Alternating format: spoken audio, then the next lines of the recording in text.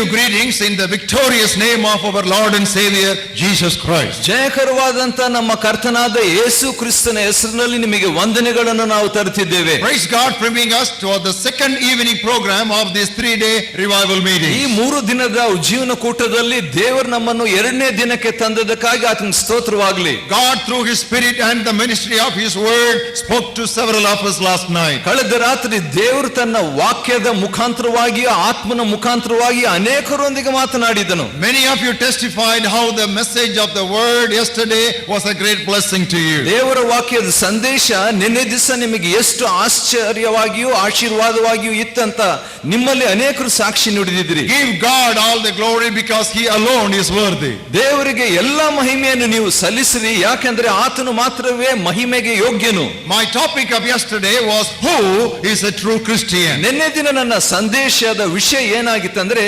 ಯಾರು ನಿಜವಾದ ಕ್ರೈಸ್ತನು. Today I want to go to another very vital aspect of Christian life. ಇನ್ನೊಂದು ಪ್ರಾಮುಖ್ಯವಾದಂತ ಕ್ರಿಸ್ತಿಯ ಜೀವಿತದ ಪ್ರಧಾನ ಸಂಗತಿಯನ್ನು ಇಂದು ನಾವು ನೋಡಲಿದ್ದೇವೆ. Christian life is a battle from beginning to end. ಪ್ರಾರಂಭದಿಂದ ಅಂತ್ಯದವರೆಗೆ ಕ್ರೈಸ್ತ ಜೀವಿತವು ಯುದ್ಧವಾಗಿದೆ. Let me say that again. ಇನ್ನೊಂದ್ಸರಿ ಹೇಳ್ತೇನ್ರಿ. Christian life is a battle from beginning to end. ಕ್ರೈಸ್ತ ಜೀವಿತವು ಪ್ರಾರಂಭದಿಂದ ಅಂತ್ಯದವರೆಗೆ ಅದು ಹೋರಾಟ. A better name for a Christian is a soldier of the cross of Jesus Christ. ಇನ್ನೊಂದು ಉತ್ತಮವಾದಂತ ಹೆಸರು ಕ್ರೈಸ್ತನಿಗೆ ಕೊಡಬಯಸುವುದು ಏನಂತ ಹೇಳಿದ್ರೆ ಕ್ರಿಸ್ತನ ಶಿಲುಬೆಯ ಸೈನಿಕನಾಗಿದ್ದಾನೆ. That's why the Bible says in 2 Timothy 4th chapter 7th verse. 2 Timothy 4:7 ದೇವರ ವಾಕ್ಯ ಹೇಳುವುದು ಏನಂದ್ರೆ, This was the testimony of Apostle Paul when he came to the end of his life. ಅಪೊಸ್ತಲನಾದ ಪೌಲನು ತನ್ನ ಜೀವಿತದ ಅಂತ್ಯಕ್ಕೆ ಬಂದಾಗ ಅವನ ಸಾಕ್ಷಿ ಇದಾಗಿತ್ತು. I have fought the good fight, I have finished the race and I have kept the faith. ನಾನು ಶ್ರೇಷ್ಠ ಹೋರಾಟವನ್ನು ನಾನು ಮಾಡಿದ್ದೇನೆ, ಕ್ರೈಸ್ತ ನಂಬಿಕೆಯನ್ನು ನಾನು ಕಾಪಾಡಿಕೊಂಡಿದ್ದೇನೆ ಅಂತ್ಯದವರೆಗೆ ಎಂಬುದಾಗಿ. I have fought a good fight. That means he calls Christian life a fight and a battle. ನಾನು ಒಳ್ಳೆ ಶ್ರೇಷ್ಠ ಹೋರಾಟ ಮಾಡಿದ್ದೇನೆ ಅಂದ್ರೆ ಕ್ರೈಸ್ತ ಜೀವಿತವು ಹೋರಾಟ ಅಂತ ಅರ್ಥ.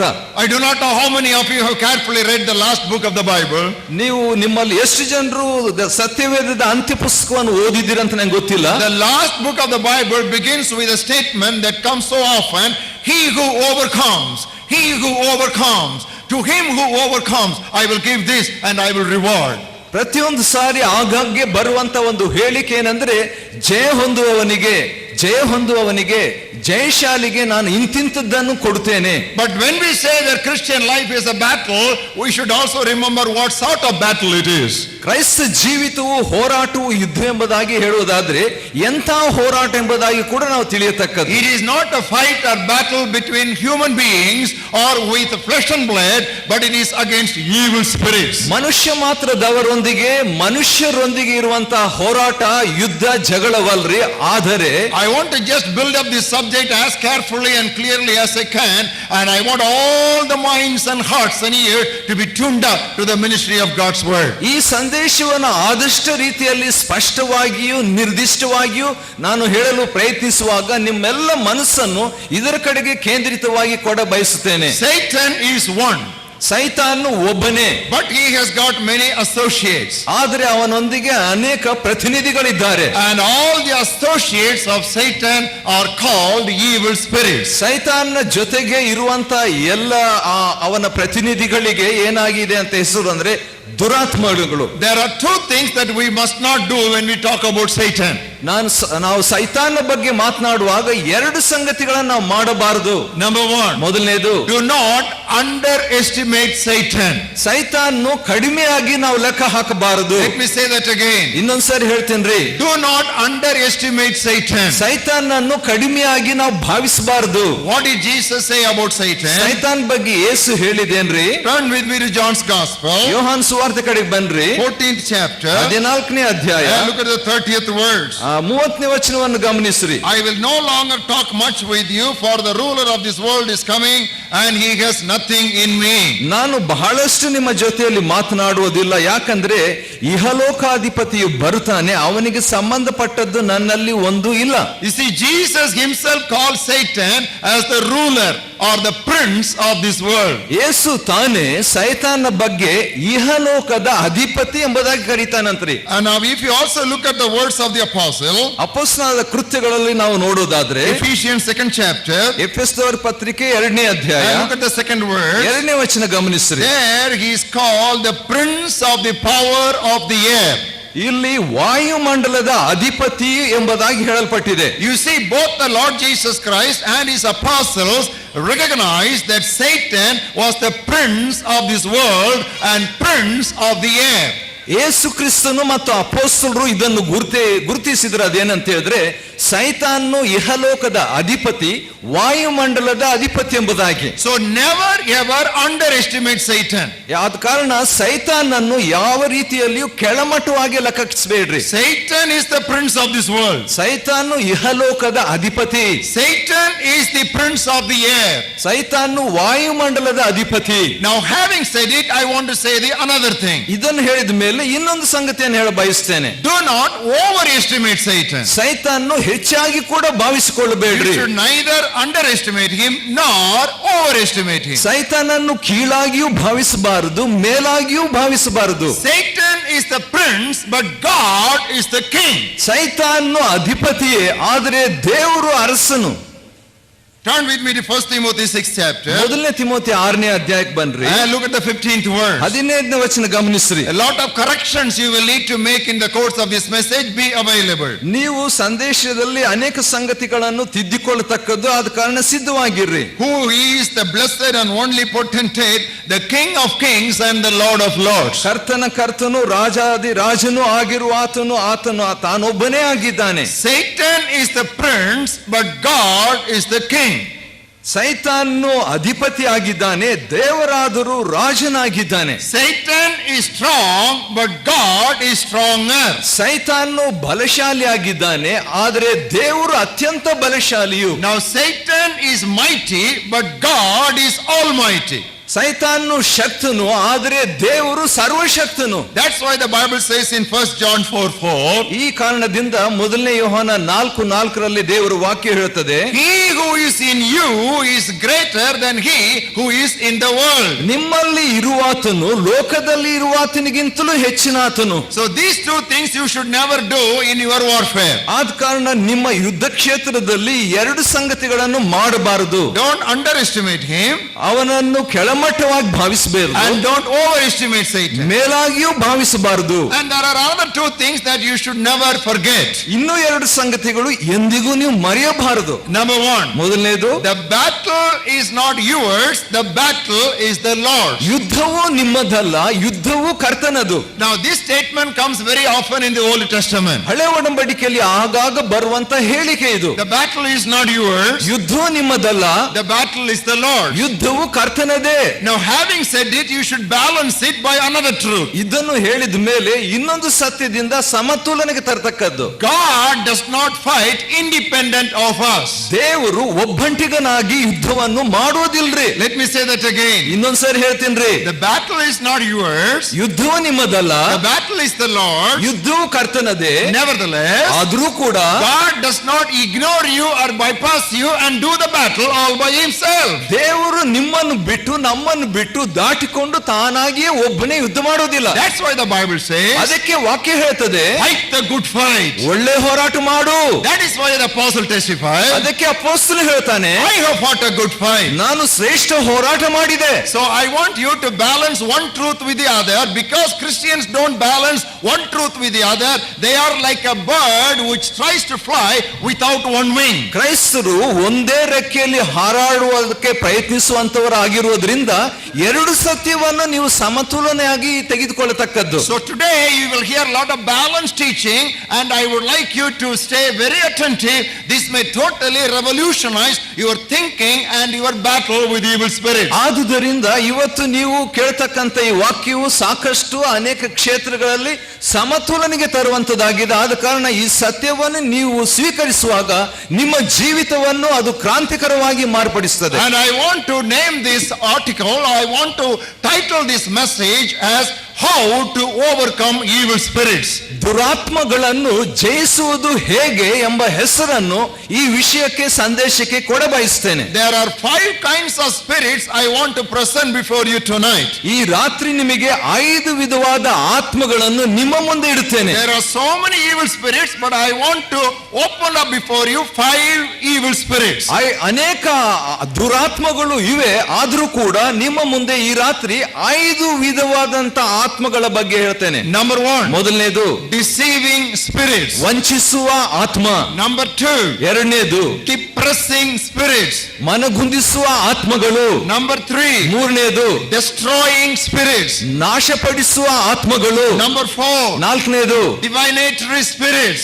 ಕಣಿ ಹೇಳತಕ್ಕಂತ ಆತ್ಮಗಳು. And number 5, ಐದನೇದು dynastic spirits. ಆಳುವಂತ ಆತ್ಮಗಳು. Let me say that again. ಇನ್ನೊಂದ್ಸರಿ ಹೇಳ ಬಯಸ್ತೇನೆ. 5 spirits we are going to fight against. 5 ಆತ್ಮಗಳೊಂದಿಗೆ ಹೋರಾಡ್ತೇವೆ. Deceiving spirits, ವಂಚಿಸುವ ಆತ್ಮಗಳು, depressing spirits, ಮನಗುಂದಿಸುವ ಆತ್ಮಗಳು, destroying spirits, ನಾಶಪಡಿಸುವ ಆತ್ಮಗಳು, divinatory spirits, ಕಣಿ ಹೇಳುವ ಆತ್ಮಗಳು, and dynastic spirits. ಆಳಿಕೆ ಮಾಡುವ ಆತ್ಮಗಳು. I want you all, brothers and sisters, believers in the Lord Jesus Christ, to uphold me very much in prayer tonight, because I am going to unmask Satan, and Satan will be extremely furious over me tonight. ಸೈತಾನನನ್ನು ನಾನು ಬಹಿರಂಗ ಪಡಿಸುವಂತ ಈ ಸಂದರ್ಭದಲ್ಲಿ ವಿಶ್ವಾಸಿಗಳು ದೇವಜನರು ನನಗೋಸ್ಕರವಾಗಿ ಪ್ರಾರ್ಥಿಸಿ ಎಂಬುದಾಗಿ ನಾನು ಕೇಳುತ್ತೇನೆ. ಯಾಕಂದ್ರೆ ನಾಶನಕ್ಕೆ ಅವನನ್ನು ನಾನು ಬಹಿರಂಗ ಪಡಿಸಲಿದ್ದೇನೆ. Pray for me that I may open my mouth boldly as I ought to speak forth the mystery of the word of God. ದೇವರ ವಾಕ್ಯದ ಮರ್ಮಗಳನ್ನು ಬಹಿರಂಗವಾದಂತ ರೀತಿಯಲ್ಲಿ ನಾನು ಪ್ರಕಟಿಸುವಂತೆ ನನಗಾಗಿ ಪ್ರಾರ್ಥಿಸ್ರಿ. Let us take one spirit after the other. ಒಂದು ಆತ್ಮಗಳ ನಂತರ ಇನ್ನೊಂದನ್ನು ನಾವು ನೋಡಿಕೊಳ್ಳೋಣ. How to overcome? Number 1, deceiving spirits. ವಂಚಿಸುವ ಆತ್ಮಗಳನ್ನು ಜಯಿಸುವುದು ಹೇಗೆ? ಮೊದಲನೇದಾಗಿ Deceiving spirits work more than ever as we go towards the end of these last days. ಈ ಕಡೆ ಕಾಲಗಳ ಅಂತ್ಯಕ್ಕೆ ನಾವು ಬರ್ತಾ ಇರುವಾಗ ವಂಚಿಸುವ ಆತ್ಮಗಳು ರಭಸವಾಗಿ ಕಾರ್ಯ ಮಾಡ್ತಾವಂತೆ. Now, as I told you yesterday, we are here for a revival program, and there is no revival apart from our submission to the word of God. ನಮಗೆ ಈ ದಿವಸಗಳಲ್ಲಿ ಉಜ್ಜೀವನ ಕೂಟಗಳನ್ನು ಭಾವಿಸಿ ನಾವು ಬಂದಿದ್ದೇವೆ. ಆದರೆ ದೇವರ ವಾಕ್ಯಕ್ಕೆ ನಮ್ಮನ್ನು ನಾವು ಒಪ್ಪಿಸಿಕೊಡದಿದ್ರೆ ಉಜ್ಜೀವನವು ನಮಗೆ ಬರುವುದಿಲ್ಲ. So if you have not brought your Bibles, please share the Bible of your neighbor and see for yourself whether things are so. ನೀವು ಸತ್ಯವೇದವನ್ನು ತಾರದಿದ್ದರೆ ಈ ವಾಕ್ಯಗಳನ್ನು ನಿಮ್ಮ ಪಕ್ಕದಲ್ಲಿ ಇರುವಂತವರ ಸತ್ಯವೇದದಿಂದ ನೋಡಿ ಗಮನಿಸತಕ್ಕದ್ದು. 1 Timothy 4th chapter and 1st verse. ಮೊದಲನೇ ತಿಮೋಥಿ 4ನೇ ಅಧ್ಯಾಯ 1ನೇ ವಚನ. Now the Spirit expressly or explicitly says that in latter times some will depart from the faith, giving heed to deceiving spirits and doctrines of demons. ಆದರೂ ಮುಂದಿನ ದಿನಗಳಲ್ಲಿ ಕೆಲವರು ವಂಚಿಸುವ ಆತ್ಮಗಳ ನುಡಿಗಳಿಗೂ ದೆವ್ವಗಳ ಬೋಧನೆಗಳಿಗೂ ಲಕ್ಷ್ಯ ಕೊಟ್ಟು ಕ್ರಿಸ್ತ ನಂಬಿಕೆಯಿಂದ ಭ್ರಷ್ಟರಾಗುವರೆಂದು ದೇವರಾತ್ಮನು ಸ್ಪಷ್ಟವಾಗಿ ಹೇಳ್ತಾನೆ. You see, deceiving spirits, ಇಲ್ಲಿ ವಂಚಿಸುವ ಆತ್ಮಗಳನ್ನು ನೋಡ್ತೇವೆ. doctrines of demons. ದೆವ್ವಗಳ ಬೋಧನೆಗಳು. Now why do we call them deceiving spirits? ವಂಚಿಸುವ ಆತ್ಮಗಳಂತ ನಾವು ಯಾಕೆ ಕರಿತೇವೆ? They are very deceptive in their nature. ಅವರ ಸ್ವಭಾವದಲ್ಲಿ ಆ ಆತ್ಮಗಳು ವಂಚಿಸುವಂತದ್ದು. They are very subtle in their operation. ಅವರ ಕಾರ್ಯ ಸಾಧನೆಯಲ್ಲಿ ಮೋಸಕರವಾಗಿರ್ತವೆ. It's very difficult to discern them or identify them. ಅವುಗಳನ್ನು ಗುರುತಿಸುವಂತದ್ದು ವಿವೇಚಿಸುವುದು ಕಷ್ಟಕರವೇ. Turn with me to 2 Corinthians 11th chapter. 2ನೇ ಕೊರಿಂಥ 11ನೇ ಅಧ್ಯಾಯಕ್ಕೆ ಬನ್ರಿ. I will read to you from verse 13 to 15. 13 ರಿಂದ 15 ವಚನವರೆಗೆ ಓದ್ತೇನ್ರಿ. Why it is so difficult to discern a deceptive spirit. ವಂಚಿಸುವ ಆತ್ಮಗಳನ್ನು ಗುರುತಿಸುವುದು ಯಾಕೆ ಕಷ್ಟ? Such are false apostles, deceitful workers, transforming themselves into apostles of Christ. ಅಂತವರು ಸುಳ್ಳು ಅಪೋಸ್ತಲರು, ಮೋಸಗಾರರಾದ ಕೆಲಸದವರು ಕ್ರಿಸ್ತನ ಅಪೋಸ್ತಲರಾಗಿ ಕಾಣಿಸಿಕೊಳ್ಳುವುದಕ್ಕೆ ವೇಷ ಹಾಕಿಕೊಳ್ತಾರೆ. And no wonder For Satan himself transforms himself into an angel of light. ಇದೇನೋ ಆಶ್ಚರ್ಯವಲ್ಲ, ಸೈತಾನು ತಾನೇ ಪ್ರಕಾಶ ರೂಪವುಳ್ಳ ದೇವದೂತನ ವೇಷವನ್ನು ಹಾಕಿಕೊಳ್ಳುತ್ತಾನೆ. Therefore, it is no great thing if his ministers also transform themselves into ministers of righteousness. ಆದುದರಿಂದ ಅವನ ಸೇವಕರು ಸಹ ನೀತಿಗೆ ಸೇವಕರಾಗಿ ಕಾಣಿಸಿಕೊಳ್ಳುವುದಕ್ಕೆ ವೇಷ ಹಾಕಿಕೊಳ್ಳುವುದು ದೊಡ್ಡದಲ್ಲ. We normally think of devil only in connection with darkness. ಸೈತಾನನ್ನು ನಾವು ಸಾಮಾನ್ಯವಾಗಿ ಅಂಧಕಾರಕ್ಕೆ ಸಂಬಂಧಪಟ್ಟು ನಾವು ಯೋಚಿಸ್ತೇವೆ. If something is dark, black, we immediately think that it is demonic and devilish. ಯಾವುದಾದ್ರೂ ಕತ್ತಲಾಗಿ ಅಂಧಕಾರವಾಗಿ ಇದ್ರೆ ಅದು ಸೈತಾನಕ್ಕೆ ಸಂಬಂಧಪಟ್ಟದ್ದು ದೆವ್ವಕ್ಕೆ ಅಂತ. Satan is no fool to come to you like that. ಸೈತಾನು ಆ ರೀತಿಯಾಗಿ ನಿಮ್ಮ ಕಡೆ ಬರ್ಲಿಕ್ಕೆ ಮೂರ್ಖನಲ್ಲ. He is a very deceptive personality. ಅವನು ವಂಚಿಸುವ ವ್ಯಕ್ತಿ ಉಳ್ಳವನು. He has got millennia of experience. ಅವನಿಗೆ ಮಿಲಿಯಾಂತರ ವರ್ಷಗಳ ಅನುಭವ ಉಂಟು. He knows your father. ಅವನು ನಿಮ್ಮ ತಂದೆಗಳ ಬಗ್ಗೆ, He knows your grandfather. ನಿಮ್ಮ ತಾತಂದ್ರ ಬಗ್ಗೆ, He knows your great grandfather. ನಿಮ್ಮ ಮುತ್ತಾತಂದ್ರ ಬಗ್ಗೆ, And he knows your great great great great grandfather beginning with Adam. ಹಿಂದೆ ಇದ್ದಂತ ಅನೇಕ ಪಿತೃಗಳ ಬಗ್ಗೆ ಆದಾಮನ ಕಾಲದವರೆಗೆ ಅವನಿಗೆ ಗೊತ್ತು. Your experience is only 30 years or 60 years or 90 years. ನಿಮ್ಮ ಅನುಭವ ಕೇವಲ 30, 60, 90 ಅಷ್ಟು. But he has got a millennia of experience. ಅವನಿಗಂತೂ ಮಿಲಿಯಾಂತರ ವರ್ಷಗಳ ಅನುಭವ ಇದೆ. So he can transform himself as an angel of light. ಆದ ಕಾರಣ ಅವನು ತನ್ನನ್ನು ಪ್ರಕಾಶವುಳ್ಳ ದೇವದೂತನಂತೆ ರೂಪ ಹಾಕೊಳ್ತಾನೆ. And he can also present him as an apostle of Christ. ಆದ ಕಾರಣ ಅದೇ ರೀತಿಯಾಗಿ ತನ್ನನ್ನು ಕ್ರಿಸ್ತನ ಅಪೊಸ್ತಲನಾಗಿ And ತೋರಿಸಿಕೊಳ್ತಾನೆ. he can also appear and act as if he is a minister of righteousness. ಆತನು ತಾನೇ ನೀತಿಯ ಸೇವಕನಾಗಿ ತೋರಿಸಿಕೊಳ್ಳೋಕೆ ನಟಿಸ್ತಾನೆ. You know, he is very deceptive. We see him right in the Garden of Eden. ಅವನು ಬಹಳ ವಂಚಕನು. ಏದೇನ್ ತೋಟದಲ್ಲಿ ಅದನ್ನ ನಾವು ನೋಡ್ತೇವ್ರಿ. What did he do in the Garden of Eden? Eden ತೋಟದಲ್ಲಿ ಏನ್ ಮಾಡ್ತಾ ಇದ್ದ? He made man and woman to doubt God's word. ಆ ಸ್ತ್ರೀ ಪುರುಷನನ್ನು ಅವನು ಏನ್ ಮಾಡ್ದ ಅಂತ ಹೇಳಿದ್ರೆ ದೇವರನ್ನು ಸಂದೇಹ ಪಡುವಂತೆ He put a question into their mind. ಅವ್ರ ಮನಸ್ಸಿನಲ್ಲಿ ಪ್ರಶ್ನೆ ಹಾಕಿದ. Has God said? ದೇವರು ಇದನ್ನು ಹೇಳಿದನೆ. Not only that, ಅಷ್ಟೇ ಅಲ್ರಿ, he made them distort God's word. ಅಷ್ಟೇ ಅಲ್ಲ, ದೇವರ ವಾಕ್ಯವನ್ನು ಹೆಚ್ಚು ಕಡಿಮೆ ಮಾಡಿಬಿಟ್ಟು. What did God tell them? ದೇವರು ಏನ್ ಹೇಳಿದ್ರು? Don't eat of that fruit. ಆ ಮರದ ಹಣ್ಣನ್ನು ತಿನ್ಬೇಡ. But what did he make them to say? ಆದ್ರೆ ಅವರನ್ನು ಏನ್ ಹೇಳುವಂತೆ ಮಾಡಿದನಂದ್ರೆ, God said don't even touch that fruit. ಆ ಹಣ್ಣನ್ನು ದೇವರು ಮುಟ್ಟಲು ಕೂಡದು ಅಂತ ಹೇಳಿದನು. You know, there is a distortion of God's word. ದೇವರ ವಾಕ್ಯ ಅಲ್ಲಿ ಬದಲಾಯಿಸಲ್ಪಡ್ತು ನೋಡ್ರಿ. And what did God say? ಆದ್ರೆ ದೇವರು ಏನೇನ್ ಹೇಳಿದನು? In the day you eat, you will surely die. ಆ ದಿನ ತಿಂದ ದಿನವೇ ನೀನು ಸತ್ತೇ ಸಾಯುವಿ ನಿಶ್ಚಯ. And what did Satan say? ಸೈತಾನ್ ಹೇಳಿದ್ದೇನು? You will not surely die. ನೀನು ನಿಶ್ಚಯವಾಗಿ ಸಾಯುವುದೇ ಇಲ್ಲ. Doubting God's word, ದೇವರ ವಾಕ್ಯವನ್ನು ಸಂದೇಹ, distorting God's word, ದೇವರ ವಾಕ್ಯವನ್ನು ಬದಲಿಸುವಂತದ್ದು, outrightly denying God's word. ದೇವರ ವಾಕ್ಯವನ್ನು ನಿರಾಕರಿಸುವುದು. How could Adam be so easily cheated? ಆದಾಮನು ಯಾವ ರೀತಿಯಾಗಿ ವಂಚಿಸಲ್ಪಟ್ಟನು ಸುಲಭವಾಗಿ? Because the devil came in the form of a serpent. ಸೈತಾನು ಸರ್ಪದ ರೂಪದಲ್ಲಿ ಬಂದನು. You know what is the meaning of the word serpent? ಆ ಸರ್ಪ ಅಂದ್ರೆ ಅರ್ಥ ಏನ್ ಗೊತ್ತೇ? Shining, ಮಿಂಚಿಸುವಂತದ್ದು, dazzling, ಮಿಡುಗುವಂತದ್ದು, bright, ಪ್ರಕಾಶವುಳ್ಳಂತದ್ದು, brilliant, ಬಹಳ ಚುರುಕಾಗಿರುವಂತದ್ದು, attractive. ಬಹಳ ಆಕರ್ಷಿತವಾದದ್ದು. You know, all these word meanings are there for that one word serpent. ಸರ್ಪ ಎಂಬಂತ ಆ ಒಂದು ಪ್ರಾಣಿಗೆ ಅನೇಕ ವಿಧವಾದ ಅರ್ಥಗಳು ಉಂಟು. Who gave that name to that animal? ಆ ಪ್ರಾಣಿಗೆ ಹೆಸರನ್ನು ಕೊಟ್ಟವರು ಯಾರ್ರಿ? God did not give that name. ದೇವರು ಕೊಡ್ಲಿಲ್ರಿ. The Bible says whatever name Adam gave to the animals, that became the names of those animals. ಆದಾಮನು ಏನೇನು ಹೆಸರು ಪ್ರಾಣಿಗಳು ಕೊಟ್ನೋ ಆ ಹೆಸರು ಪ್ರಾಣಿಗಳು ಬಂದ್ಬಿಟ್ರು ಅಂತೆ. So that animal was so attractive that Adam said, oh, here is a creature, brilliant, bright, dazzling, good, attractive. ಆದ ಕಾರಣ ಆದಾಮನು ಆ ಪ್ರಾಣಿಯನ್ನು ನೋಡಿದಾಗ ಏನ್ ಹೆಸರು ಕೊಟ್ಟನಂದ್ರೆ, ಓ ಈ ಪ್ರಾಣಿ ಆಕರ್ಷಿತವಾಗಿದೆ, ಪ್ರಕಾಶವಾಗಿದೆ, ಮಿಂಚ್ತಾ ಇದೆ, ಮಿಣುಗ್ತಾ ಇದೆ, ಆದ ಕಾರಣ ಈ ಹೆಸರು ಸರ್ಪ ಅಂತ ಕೊಡ್ತೇನೆ. Now brother, yes, but how to discern whether this is a deceptive spirit or not? ಆದ್ರೆ ಸಹೋದರಿ, ಯಾವ ರೀತಿಯಾಗಿ ಇದು ವಂಚಿಸುವ ಆತ್ಮವೋ ಇಲ್ಲವೋ ಅಂತ ಹೇಗೆ ವಿವೇಚಿಸುವುದು? You know, I am compressing a subject which needs to be taught you for one full year to 1.5 hours. 1 ವರ್ಷ ಮಾತನಾಡ್ತಕ್ಕಂಥ ಸಂದೇಶವನ್ನು ನಾನು 1.5 ತಾಸಿನಲ್ಲಿ ಅದನ್ನ ಸಂಕ್ಷಿಪ್ತವಾಗಿ ಹೇಳ್ತಿದ್ದೇನೆ. So I will avoid repetition, but I will not lose clarity.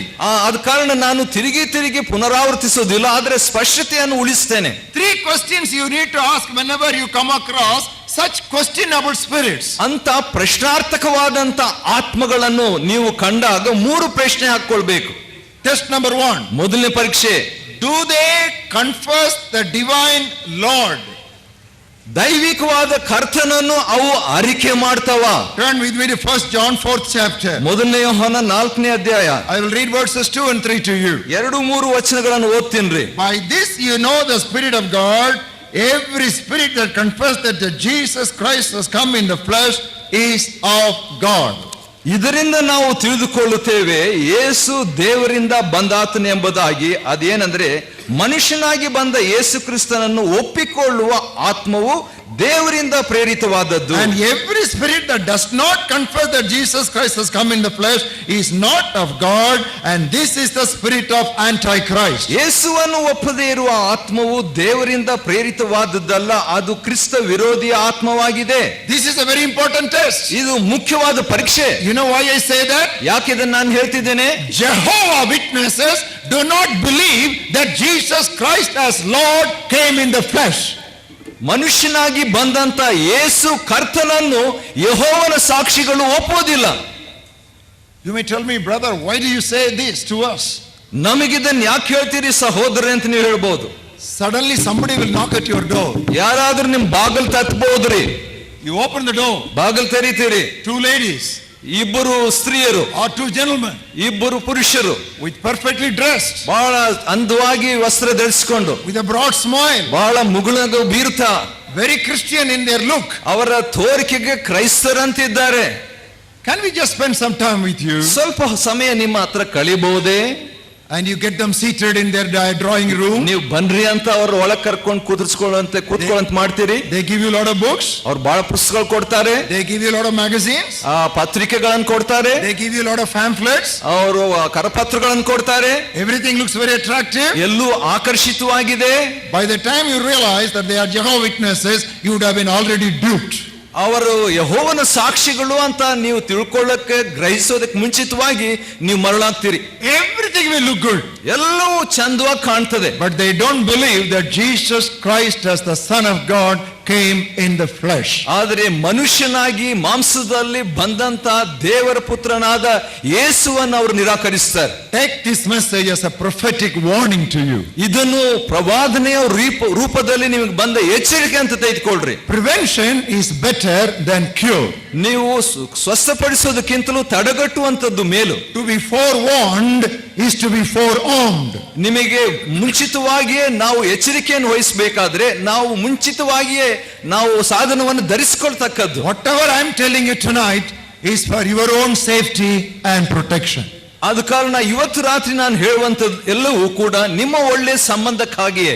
Mormons, they also don't believe that Jesus Christ came in the flesh. Mormon ಗುಂಪಿನವರು ಕೂಡ ಯೇಸು ಮನುಷ್ಯನಾಗಿ ಬಂದನೆಂಬುದಾಗಿ ನಂಬೋದಿಲ್ಲ. There is another test that you have to put. ಇನ್ನೊಂದು ಪರೀಕ್ಷೆ ಕೂಡ ನೀವು ಕೇಳ್ತಕ್ಕದ್ದು, do they possess the divine life? ಅವರಲ್ಲಿ ದೈವಿಕವಾದ ಜೀವ ಇದೆಯಾ? How about their life? ಅವರ ಜೀವಿತ ಹೇಗೆ?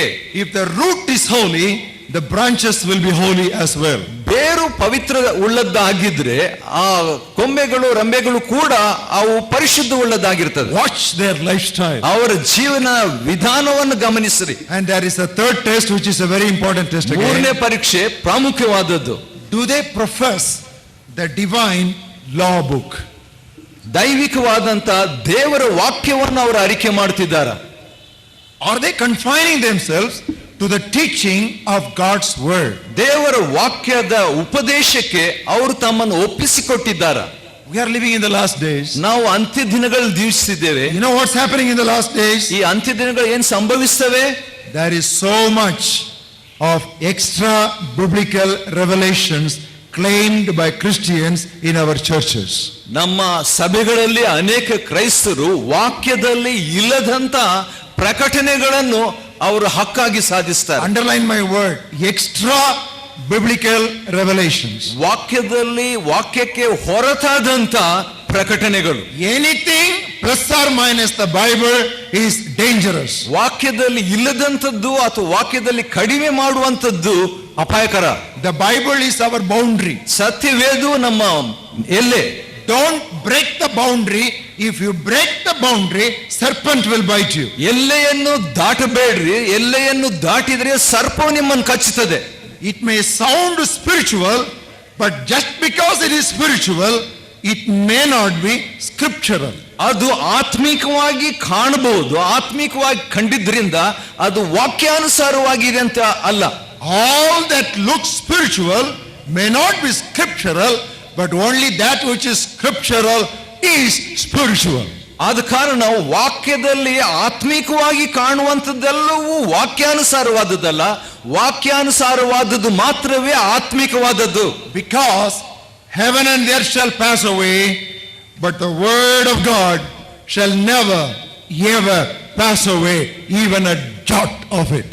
ಯಾಕಂದ್ರೆ ಭೂಮಿ ಆಕಾಶವು ಮಾರ್ಪಟ್ಟರು ಕೂಡ ದೇವರ ವಾಕ್ಯವು ಎಂದಿಗೂ ಒಂದು ಸೊನ್ನೆ ಗುಡುಸು ಕೂಡ ಮಾರ್ಪಡುವುದಿಲ್ರಿ. That is why it is important we believers must soak ourselves. I deliberately choose that word. Not just study, not just read, not just meditate, but soak yourself in the word of God.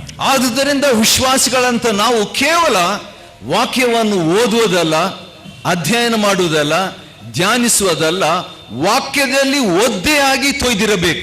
Saturate yourself with the meditation of God's word. ದೇವರ ವಾಕ್ಯದ ಧ್ಯಾನದಿಂದ ಸಂಪೂರ್ಣವಾಗಿ ನೀವು ಮುಳುಗಿರ್ತಕ್ಕದ್ದು. You know what was the testimony of Jeremiah? ಯೆರೆಮೀಯನ ಸಾಕ್ಷಿ ಏನ್ ಗೊತ್ತೇ? I ate your word. ನಿನ್ನ ವಾಕ್ಯವನ್ನು ನಾನು ಉಂಡೇನು.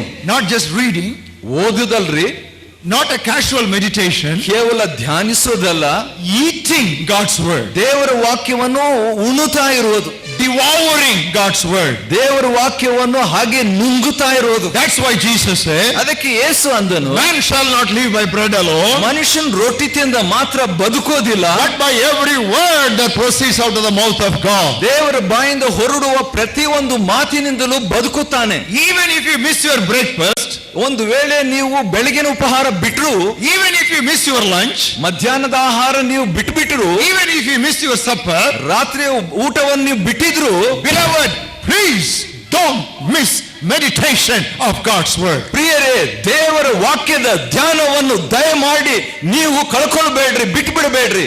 You can starve your stomach, but don't starve your soul. ಹೊಟ್ಟೆಗಿಲ್ಲದೆ ನೀವು ಜೀವಿಸಬಹುದು, ಆದ್ರೆ ನೀವು ಆತ್ಮವನ್ನು ವಾಕ್ಯ ಇಲ್ಲದೆ ಬಿಟ್ಬಿಡಬೇಡ್ರಿ. Only to that extent that you soak yourself and saturate yourself and submerge yourself and submit yourself to the teaching of God's word, to that extent you can exercise authority over Satan, who is the arch enemy of God and man.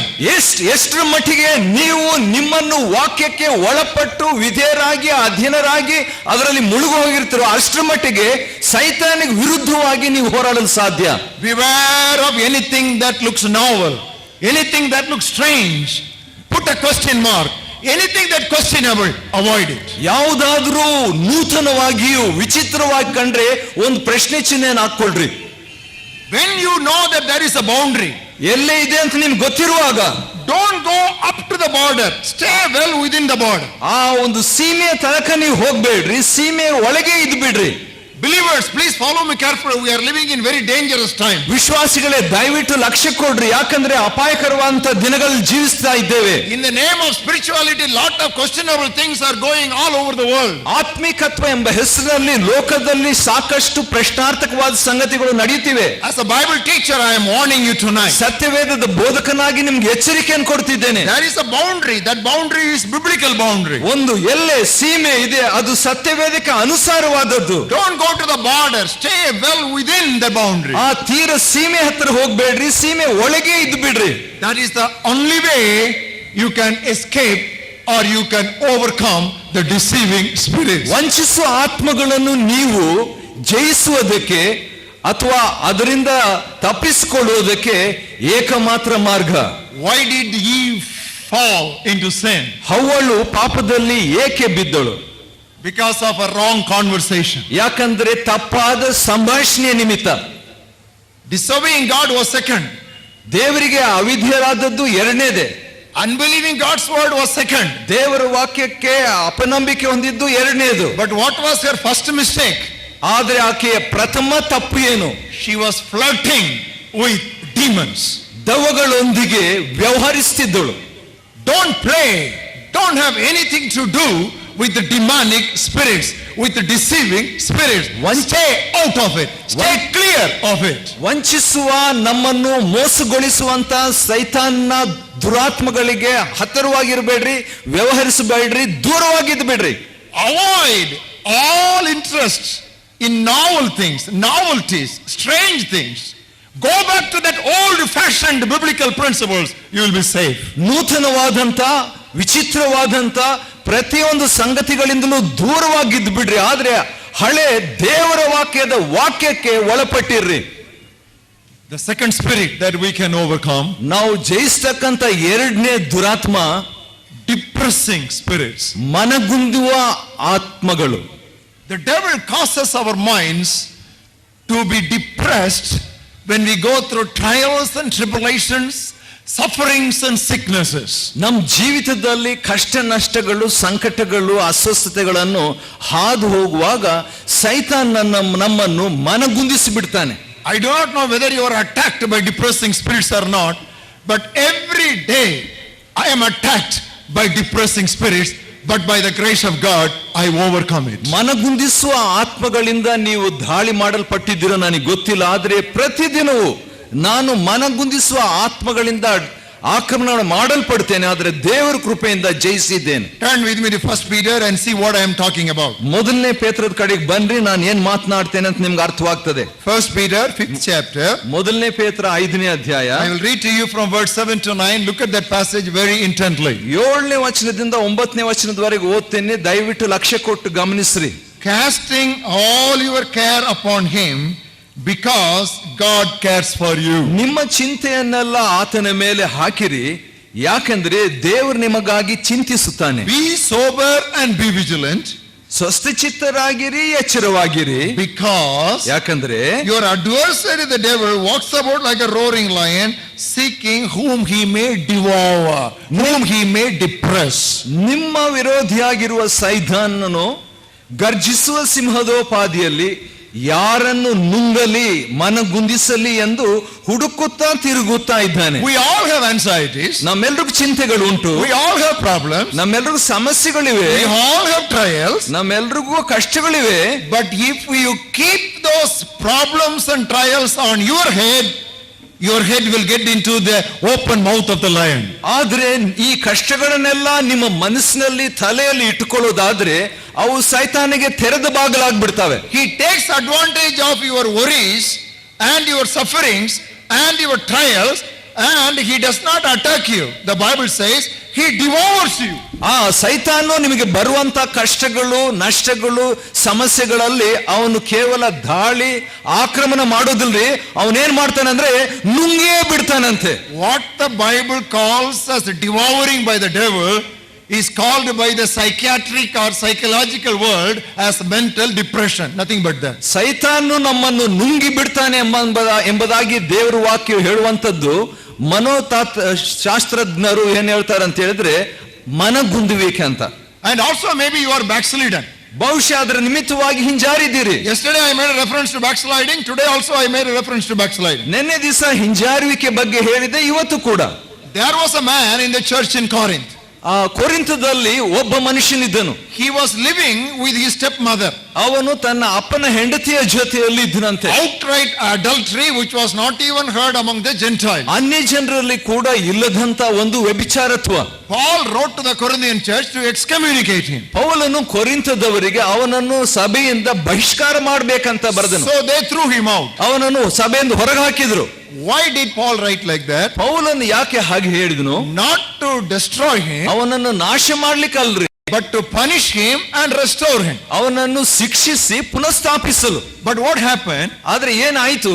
After this man was excommunicated, ಈ ಮನುಷ್ಯನನ್ನು ಬಹಿಷ್ಕಾರ ಮಾಡಿದ ಮೇಲೆ the shepherd's heart of the apostle was beating fast for that man. ಅಪೊಸ್ತಲನ ಈ ಕುರುಬನ ಆತ್ಮವು ಹೃದಯವು ಆ ವ್ಯಕ್ತಿಗಾಗಿ ಹಾರೈಸಿತು. Paul was a shepherd. ಪೌಲನು ಕುರುಬನಾಗಿದ್ದನು. So his heart was constantly bothered about that man who was outside the church. ಸಭೆಗೆ ಹೊರಗಿದ್ದಂತ ಆ ಮನುಷ್ಯನ ಬಗ್ಗೆ ಯಾವಾಗಲೂ ಪೌಲನಲ್ಲಿ ಒಂದು ಚಿಂತೆ ಇತ್ತು. I don't know how many sleepless nights he spent for that man. ನಿದ್ರೆ ಇಲ್ಲದೆ ಎಷ್ಟು ರಾತ್ರಿಗಳನ್ನು ಪೌಲನ ಆ ವ್ಯಕ್ತಿಗಾಗಿ ಕಳೆದು ನನಗೆ ಗೊತ್ತಿಲ್ಲ. So in the second letter he writes, ಆದ ಕಾರಣ ಎರಡನೇ ಪತ್ರಿಕೆಯಲ್ಲಿ ಪೌಲನ್ now ಬರೀತಾನೆ, that much punishment is enough for him. ಅವನಿಗೆ ಆ ಶಿಕ್ಷೆ ಅಷ್ಟೇ ಸಾಕು. Let us not exceed the limit. ಆ ಒಂದು ಮಿತಿ ನಾವು ದಾಟೋದು ಬೇಡ. If we exceed the limit, ಆ ಮಿತಿ ದಾಟಿದ್ರೆ that man will be swallowed up in sorrow. ಆ ಮನುಷ್ಯನು ದುಃಖದಿಂದ ನುಂಗಿಸಲ್ಪಡ್ತಾನೆ. And Satan will take advantage of that situation. ಆನಂತರ ಆ ಪರಿಸ್ಥಿತಿಯನ್ನು ಸೈತಾನ್ ಅದನ್ನ ಹತೋಟಿಯಲ್ಲಿ ಇಟ್ಕೊಳ್ತಾನೆ. And we are not ignorant of Satan's devices. ಸೈತಾನ್ನ ತಂತ್ರಗಳನ್ನು ನಾವು ತಿಳಿಯದವರಲ್ಲವಲ್ಲ. You know how sensitive this man of God was towards each sheep of his pastorate.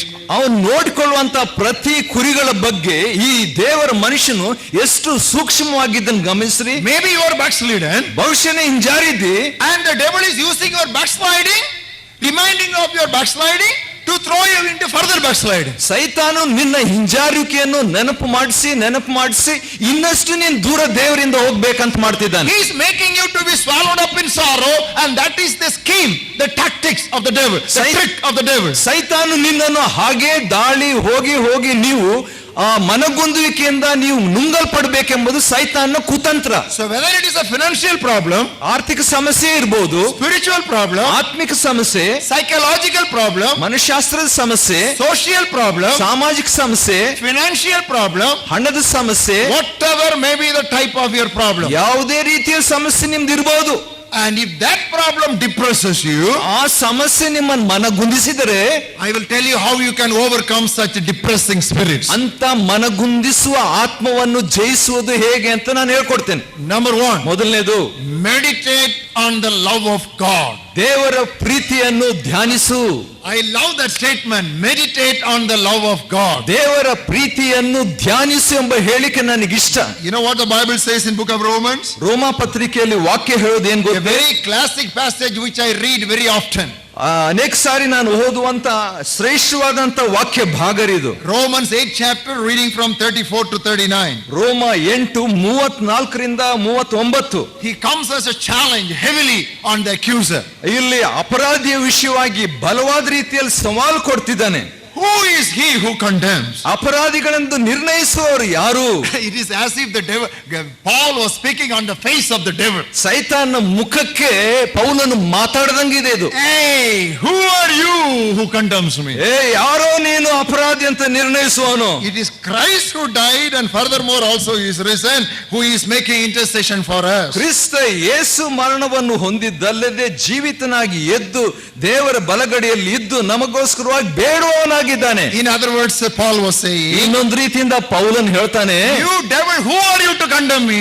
ನೀನು ಸೈತಾನೆ, ನೀನ್ ಯಾಕೆ ತಪ್ಪು ಹೊರಿಸ್ತಿದ್ದಿ? Did you die for me?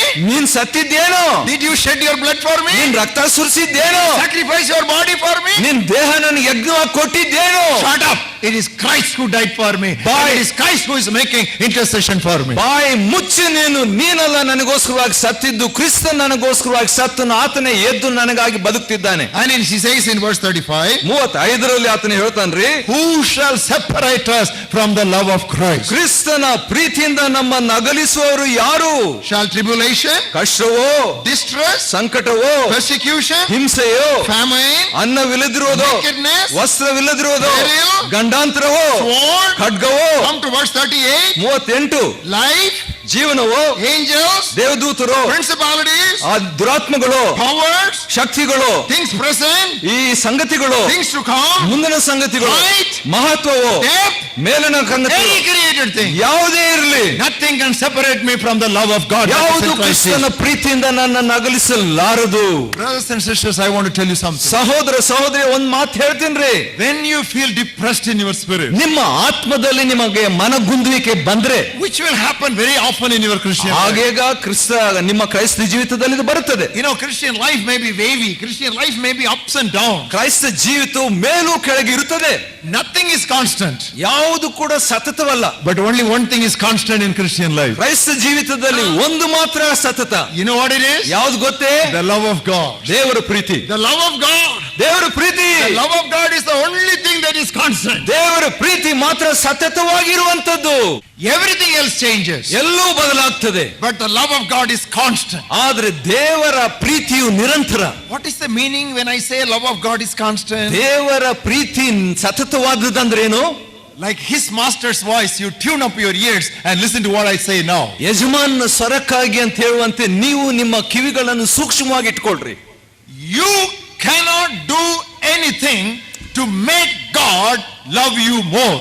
ದೇವರು ನಿಮ್ಮನ್ನು ಹೆಚ್ಚಾಗಿ ಪ್ರೀತಿಸುವಂತೆ ನೀವು ಏನು ಎಂದು ಮಾಡಲಾರಿರಿ. Number 2. ಎರಡನೇದು, You cannot do anything to make God love you less. ದೇವರು ನಿಮ್ಮನ್ನು ಕಡಿಮೆಯಾಗಿ ಪ್ರೀತಿಸುವಂತೆ ನೀವು ಏನು ಎಂದು ಮಾಡಲಾರಿರಿ. For some of you this may come as a revelation, but better take it. This is the sum and substance of the whole Bible. ಇದನ್ನು ನಿಮಗೆ ಕೆಲವರಿಗೆ ಇದು ಪ್ರಕಟಣೆಯಾಗಿ ಬರಬಹುದು, ಆದರೆ ಸತ್ಯವೇದ ಸಾರಾಂಶ ಇದು.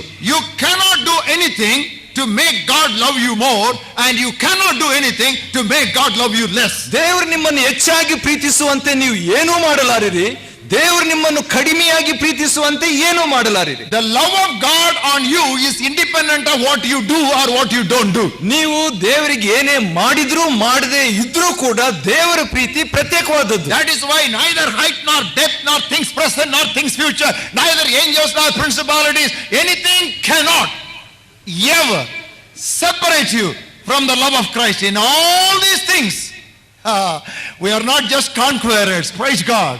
We are more than conquerors, not just victory. I call it victory plus.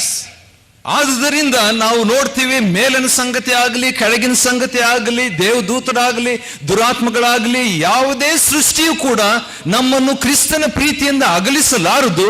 ಯಾಕಂದ್ರೆ ನಾವು ಜಯಶಾಲಿಗಳಷ್ಟೇ ಅಲ್ಲ, ಪೂರ್ಣ ಜಯಶಾಲಿಗಳು. ಆದ ಕಾರಣ ಜಯ ಮತ್ತು ಪೂರ್ಣ ಎಂಬುದಾಗಿ. So when you feel low, I hope you understand.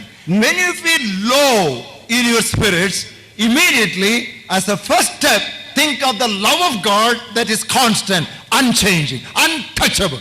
ಆದುದರಿಂದ ನಿಮ್ಮ ಆತ್ಮದಲ್ಲಿ ಯಾವಾಗಲೂ ಕೆಳಮಟ್ಟಕ್ಕೆ ಭಾವಿಸಿದ್ರೆ, ಕೆಳಮಟ್ಟದ ರೀತಿಯಲ್ಲಿ ಬರುವಂತೆ ನಿಮ್ಗೆ ಅನಿಸಿದ್ರೆ ಕೂಡಲೇ ನೀವು ದೇವರ ಪ್ರೀತಿಯನ್ನು ಧ್ಯಾನಿಸಿರಿ. Secondly, ಎರಡನೇದಾಗಿ, claim the blood of Jesus Christ. ಯೇಸು ಕ್ರಿಸ್ತನ ರಕ್ತವನ್ನು ಹಕ್ಕು ಸಾಧಿಸಿರಿ. You know, when you go through depression, don't get irritated with people. It is not going to improve the situation. ಮನಗುಂದುವಿಕೆಯನ್ನು ನೀವು ಹಾದು ಹೋದುವಾಗ ನೀವು ಜನರ ವಿಷಯದಲ್ಲಿ ಕಣಕಿಸಲ್ಪಡಬೇಡ್ರಿ, ಅದು ಯಾವುದೇ ರೀತಿಯಲ್ಲಿ ನಿಮ್ಮ ಉತ್ತಮಪಡಿಸೋದು. Don't get irritated with the children. Don't get irritated with your relatives. Don't get irritated with your spouse. Don't get irritated with your co-worker. It does not help you. It will make situation worse. ಮಕ್ಕಳ ವಿಷಯದಲ್ಲಿ, ಗಂಡನ ವಿಷಯದಲ್ಲಿ, ಹೆಂಡತಿಯ ವಿಷಯದಲ್ಲಿ, ಸಂಬಂಧಿಕರ ವಿಷಯದಲ್ಲಿ, ಯಾರದೇ ವಿಷಯದಲ್ಲಿ ನೀವು ಕೆಣಕಿಸಲ್ಪಡಬೇಡಿ, ರೇಗಬೇಡ್ರಿ. ಯಾಕಂದ್ರೆ ಅದು ಪರಿಸ್ಥಿತಿಯನ್ನು ಉತ್ತಮ It ಮಾಡಲಾರದು. is a spiritual problem. ಆತ್ಮಿಕ ಸಮಸ್ಯೆ ಅದು. Spiritual problem cannot be handled by any other means. ಆತ್ಮಿಕ ಸಮಸ್ಯೆಯನ್ನು ಬೇರೆ ರೀತಿಯ ಸಾಧನದಿಂದ ಅಳವಡಿಸಲಿಕ್ಕೆ ಆಗೋದಿಲ್ಲ. Claim the blood of Jesus Christ. ಯೇಸು ಕ್ರಿಸ್ತನ ರಕ್ತವನ್ನು ಹಕ್ಕು ಸಾಧಿಸು. That's what we read in book of Revelation 12th chapter. ಪ್ರಕಟಣೆ 12ರಲ್ಲಿ ಅದನ್ನೇ ನಾವು ಓದ್ತೇವೆ. I am very happy you are all turning to the Bibles, and it really encourages me to preach because you are sincere in your listening. ನೀವೆಲ್ಲರೂ ಸತ್ಯವೇದದ ಪುಟಗಳನ್ನು ತಿರುಗಿಸೋದ್ರಿಂದ ನನಗೆ ಉತ್ತೇಜನವಾಗ್ತಾ ಇದೆ. ಯಾಕಂದ್ರೆ ನೀವು ಯಥಾರ್ಥವಾಗಿ ವಾಕ್ಯ ಕೇಳ್ತಿದ್ದೀರಿ. Now if you look at verse 11 of the 12th chapter of Revelation, ಪ್ರಕಟಣೆ 12ನೇ ಅಧ್ಯಾಯದ 11ನೇ ವಚನದ ಕಡೆಗೆ ನಾವು ಲಕ್ಷ್ಯ ಕೊಡುವುದಾದ್ರೆ, they overcame him by the blood of the Lamb. ಅವರು ಯಜ್ಞದ ಕುರಿಯಾದಾತನ ಮುಖಾಂತರವಾಗಿ ಜಯ ಹೊಂದಿದ್ರು. Whom did they overcome? ಯಾರನ್ನು ಜಯಿಸಿದ್ರಂತೆ? Look at the 10th 10th verse. 10ನೇ ವಚನ ನೋಡ್ರಿ. The accuser of our brethren. ಸಹೋದರನ ಮೇಲೆ ದೂರು ಹೇಳುವ ದೂರುಗಾರನನ್ನು. You know, the devil constantly accuses us. ಸೈತಾನ್ ಯಾವಾಗಲೂ ದೂರ್ತಾ ಇರ್ತಾನೆ. You are good for nothing. ನೀನು ಉಪಯೋಗ ಇಲ್ಲ, You are useless. ಉಪಯೋಗನೇ ಇಲ್ಲ, You have failed. ನೀನ್ ಸೋತಿದ್ದಿ, You will not make it. ನೀನು ಮಾಡ್ಲಿಕ್ಕೆ ಆಗೋದಿಲ್ಲ, Don't think God loves you. ದೇವ್ರು ನೀನು ಪ್ರೀತಿಸ್ತಾನೆ ತಿಳ್ಕೋಬೇಡ. He is a liar and he is the father of lies. ಅವನು ಸುಳ್ಳುಗಾರನು, ಸುಳ್ಳಿಗೆ ಮೂಲ ಪುರುಷನು. He keeps on speaking his lies into your ear. ಯಾವಾಗಲೂ ನಿಮ್ ಕಿವಿಯಲ್ಲಿ ಅವನು ತನ್ನ ಸುಳ್ಳನ್ನು ಪಿಸುಗುಟ್ಟುತ್ತಾ ಇರ್ತಾನೆ. Keeps on accusing you. ಯಾವಾಗಲೂ ದೂರ್ತಾ ಇರ್ತಾನೆ. And he accuses you of your failures. ನಿಮ್ಮ ಅಪಜಯದ ಬಗ್ಗೆ ದೂರ ಹೇಳ್ತಾನೆ. What should you do? ನಾವೇನ್ ಮಾಡ್ಬೇಕ್ರಿ? You remember the blood of Jesus Christ. ಯೇಸುವಿನ ರಕ್ತವನ್ನು ನೆನಪು ಮಾಡ್ಕೊಳ್ರಿ. What does the Bible say? ಸತ್ಯವೇದ ಏನ್ ಹೇಳ್ತದೆ? The blood of Jesus Christ cleanses us from all sin. ಯೇಸು ಕ್ರಿಸ್ತನ ರಕ್ತವು ಸಕಲ ಪಾಪದಿಂದ ನಮ್ಮನ್ನು ನಿವಾರಣೆ Shall ಮಾಡ್ತದೆ. I tell you something? ಇನ್ನೊಂದು ಹೇಳ್ತೀನಿ ಕೇಳು. You cannot commit a sin that cannot be washed by the blood of Jesus. ಯೇಸುವಿನ ರಕ್ತದಿಂದ ತೊಳೆಯಲ್ಪಡದಂತ ಪಾಪವನ್ನು ನೀನು ಎಂದು ಮಾಡಲಾರಿ. Let me say that again. ಇನ್ನೊಂದ್ಸರಿ ಹೇಳ್ತೀನಿ. You may be a sinner for 50 years. 50 ವರ್ಷದಿಂದ ನೀನ್ ಪಾಪಿ ಆಗಿರ್ಬೋದು, You may be a sinner for 100 years. 100 ವರ್ಷ ನೀನ್ ಪಾಪಿ ಆಗಿರ್ಬೋದು. I challenge you. ಆದ್ರೆ ಸವಾಲ್ ಕೊಡ್ತೇನೆ, You cannot commit a sin which cannot be washed by the blood of Jesus. ಯೇಸು ಕ್ರಿಸ್ತನ ರಕ್ತದಿಂದ ತೊಳೆಯಲ್ಪಡದಂತ ಪಾಪವನ್ನು ನೀನು ಎಂದು ಮಾಡಲಾರಿ. If you believe it, say hallelujah. ನೀನ್ ನಂಬಿದ್ರೆ ಹಲ್ಲೆಲೂಯಾ ಅಂತ ಹೇಳು. Hallelujah. You cannot commit a sin which cannot be washed by the blood of Jesus. ಯೇಸು ಕ್ರಿಸ್ತನ ರಕ್ತದಿಂದ ತೊಳೆಯಲ್ಪಡದಂತ ಪಾಪವನ್ನು ನೀನು ಎಂದು ಮಾಡಲು ಸಾಧ್ಯವಿಲ್ಲ. It is not my invention or it is not my exaggeration. ಇದು ನನ್ನ ಕಂಡುಹಿಡಿಯುವಿಕೆ ಅಥವಾ ಹೆಚ್ಚಾಗಿ ಹೇಳುವಂತದ್ದಲ್ಲ. My Bible says it. ನನ್ನ ಸತ್ಯವೇದ ಹೇಳ್ತದೆ. The blood of Jesus Christ cleanses us from all. A-L-L. All means all. ನಮ್ಮ ಕರ್ತನಾದ ಯೇಸು ಕ್ರಿಸ್ತನ ರಕ್ತವು ಸಕಲ ವಿಧವಾದ ಪಾಪದಿಂದ, ಸಕಲ ಎಲ್ಲ ಪಾಪಗಳಿಂದ, ಸರ್ವ ಪಾಪಗಳಿಂದ ಶುದ್ಧ ಮಾಡ್ತದೆ. If the devil reminds you of your past, ನಿಮ್ಮ ಗತಕಾಲದ ಬಗ್ಗೆ ಸೈತಾನನು ನೆನಪು ಮಾಡಿದ್ರೆ, I will tell a secret. ರಹಸ್ಯ ಹೇಳ್ತೀನಿ.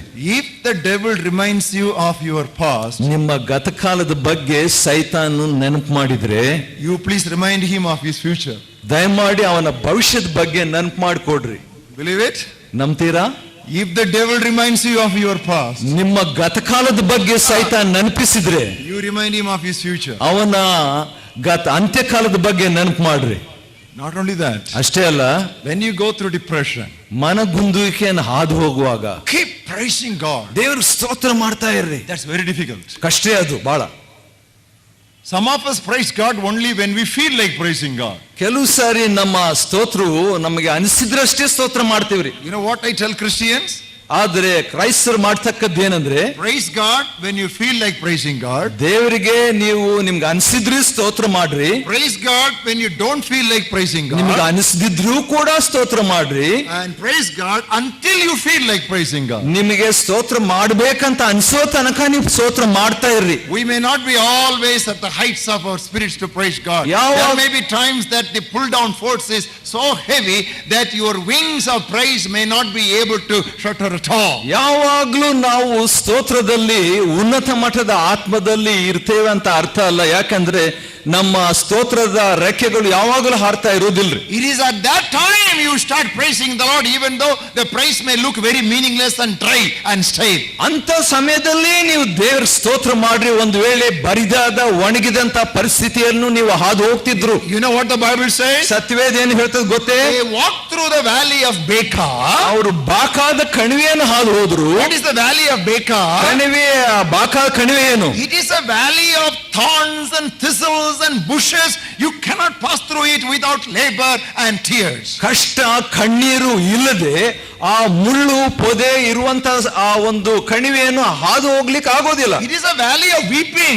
ಅದು ಕಣ್ಣೀರಿನ ಒಂದು ತಗ್ಗು. As they pass through the valley of weeping, ಕಣ್ಣೀರಿನ ತಗ್ಗನ್ನು ನೀನು ಹಾದು ಹೋಗುವಾಗ they make it a pool of blessing. ಅದು ಸಮೃದ್ಧಿಯ ಒಂದು ಆಶೀರ್ವಾದದ ಒಂದು ಕೊಳೆ ಆಗ್ತದೆ. God does not make it a pool of blessing. You make it a pool of blessing. ದೇವರು ಅದನ್ನು ಆಶೀರ್ವಾದದ ಕೊಳವನ್ನಾಗಿ ಮಾಡುವುದಿಲ್ಲ, ನೀವು ಅದನ್ನ ಆ ರೀತಿಯಾಗಿ There ಮಾಡ್ತಕ್ಕಂಥ. was a woman in the Old Testament. ಹಳೆ ಒಡಂಬಡಿಕೆಯಲ್ಲಿ ಒಬ್ಬ ಸ್ತ್ರೀ, Her name was Hannah.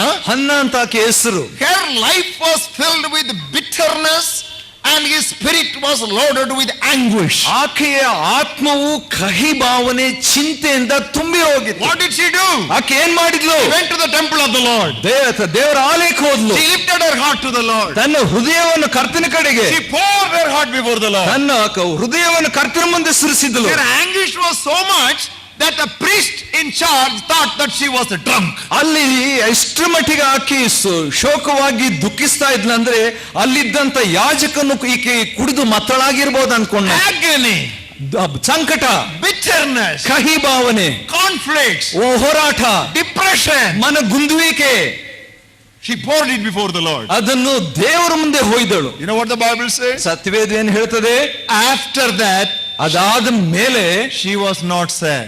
ದುಃಖವಾಗಿರ್ಲಿಲ್ಲ. That's what happens. ಅದೇ ಆಗೋದ್ರಿ. That's what happens. ಅದೇ ಆಗೋದ್ರಿ. When you go into the presence of the Lord, ದೇವರ ಸನ್ನಿಧಿಗೆ ಹೋಗುವಾಗ, even if you don't feel like going and praying, ದೇವರ ಹತ್ರ ಹೋಗಿ ಪ್ರಾರ್ಥಿಸಬೇಕಂತ even if ಅನಿಸಿದ್ರು, you don't feel like going and praising, ದೇವರ ಹತ್ರ ಹೋಗಿ ಸ್ತೋತ್ರ ಮಾಡ್ಲಿಕ್ಕೆ ಇಷ್ಟ ಇಲ್ದಿದ್ರು, drag your feet into the presence of God. ನೀವು ನಿಮ್ಮ Drag your feet into the presence of the Lord, and there is deliverance. ನೀವು ನಿಮ್ಮ ಪಾದಗಳನ್ನು ದೇವರ ಸನ್ನಿಧಿಗೆ ಎಳಕೊಂಡು ಹೋಗ್ರಿ, ಅಲ್ಲಿ ಬಿಡುಗಡೆ. And that is the time you also should increase Bible meditation. ಅಲ್ಲಿಯೇ ಕೂಡ ನೀವು ಹೆಚ್ಚಾಗಿ ಸತ್ಯವೇದ ಧ್ಯಾನಿಸಬೇಕು. What is the use? You know how many times I have read this Bible. What is the use? That's what you will feel. ಎಷ್ಟು ಸಾರಿ ಈ ಸತ್ಯವೇದ ಓದಿದ್ದೀನಿ, ಏನ್ ಪ್ರಯೋಜನ ಅಂತ ಅನಿಸ್ಬೋದು.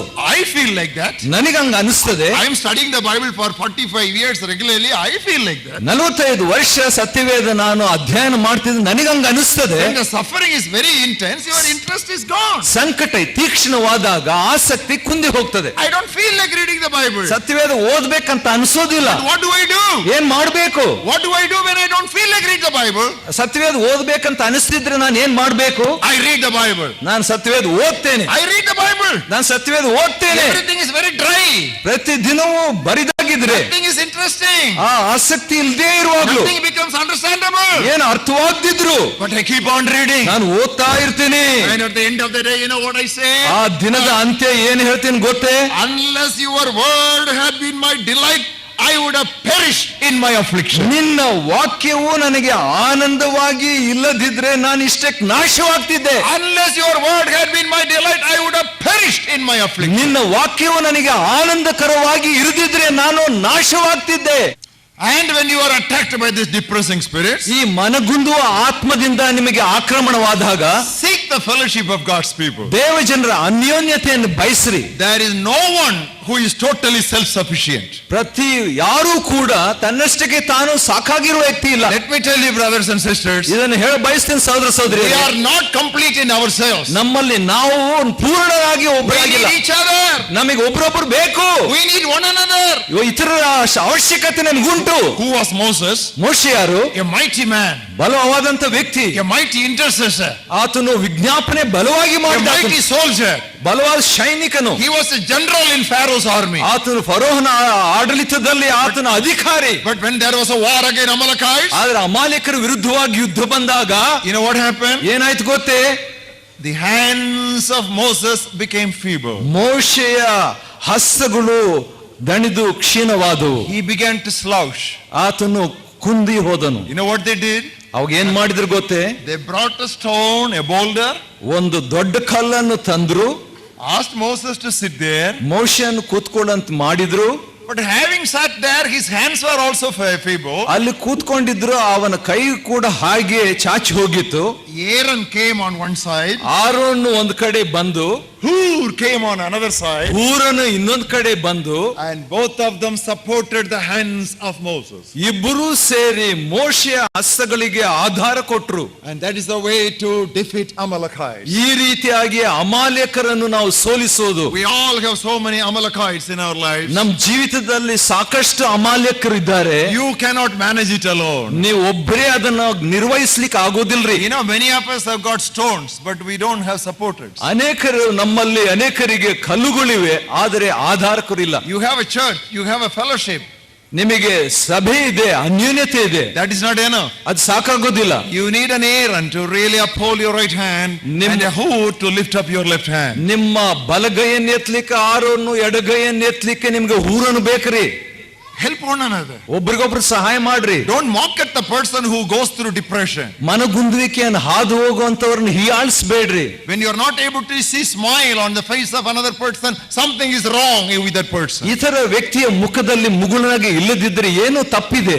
Help that person. ಆ ವ್ಯಕ್ತಿಗೆ ಸಹಾಯ ಮಾಡ್ರಿ. Give support for either hand. ಇಬ್ಬರು ಎರಡು ಕೈಗಳನ್ನು ಕೂಡ ಎತ್ತುವಂತೆ ನೀವು ಸಹಾಯ ಮಾಡ್ರಿ. That is how we can overcome the enemy. ಆ ರೀತಿಯಾಗಿ ವೈರಿಯನ್ನು ನಾವು ಜಯಿಸ್ತೇವೆ. Third spirit that we need to fight against. ನಾವು ಹೋರಾಡ್ತಕ್ಕಂತ ಜಯಿಸ್ತಕ್ಕಂತ ಇನ್ನೊಂದು ಆತ್ಮ, Destroying spirits. ನಾಶ ಮಾಡುವ ಆತ್ಮಗಳು, Destroying spirits. ನಾಶಪಡಿಸುವ ಆತ್ಮಗಳು. We meet those spirits in John's Gospel, 10th chapter and 10th verse. ಯೋಹಾನ್ ಸುವಾರ್ತೆ 10ನೇ ಅಧ್ಯಾಯ 10ನೇ ವಚನದಲ್ಲಿ ಆ ಆತ್ಮಗಳನ್ನು ನಾವು ಸಂಧಿಸ್ತೇವೆ. Most of us know this passage by heart.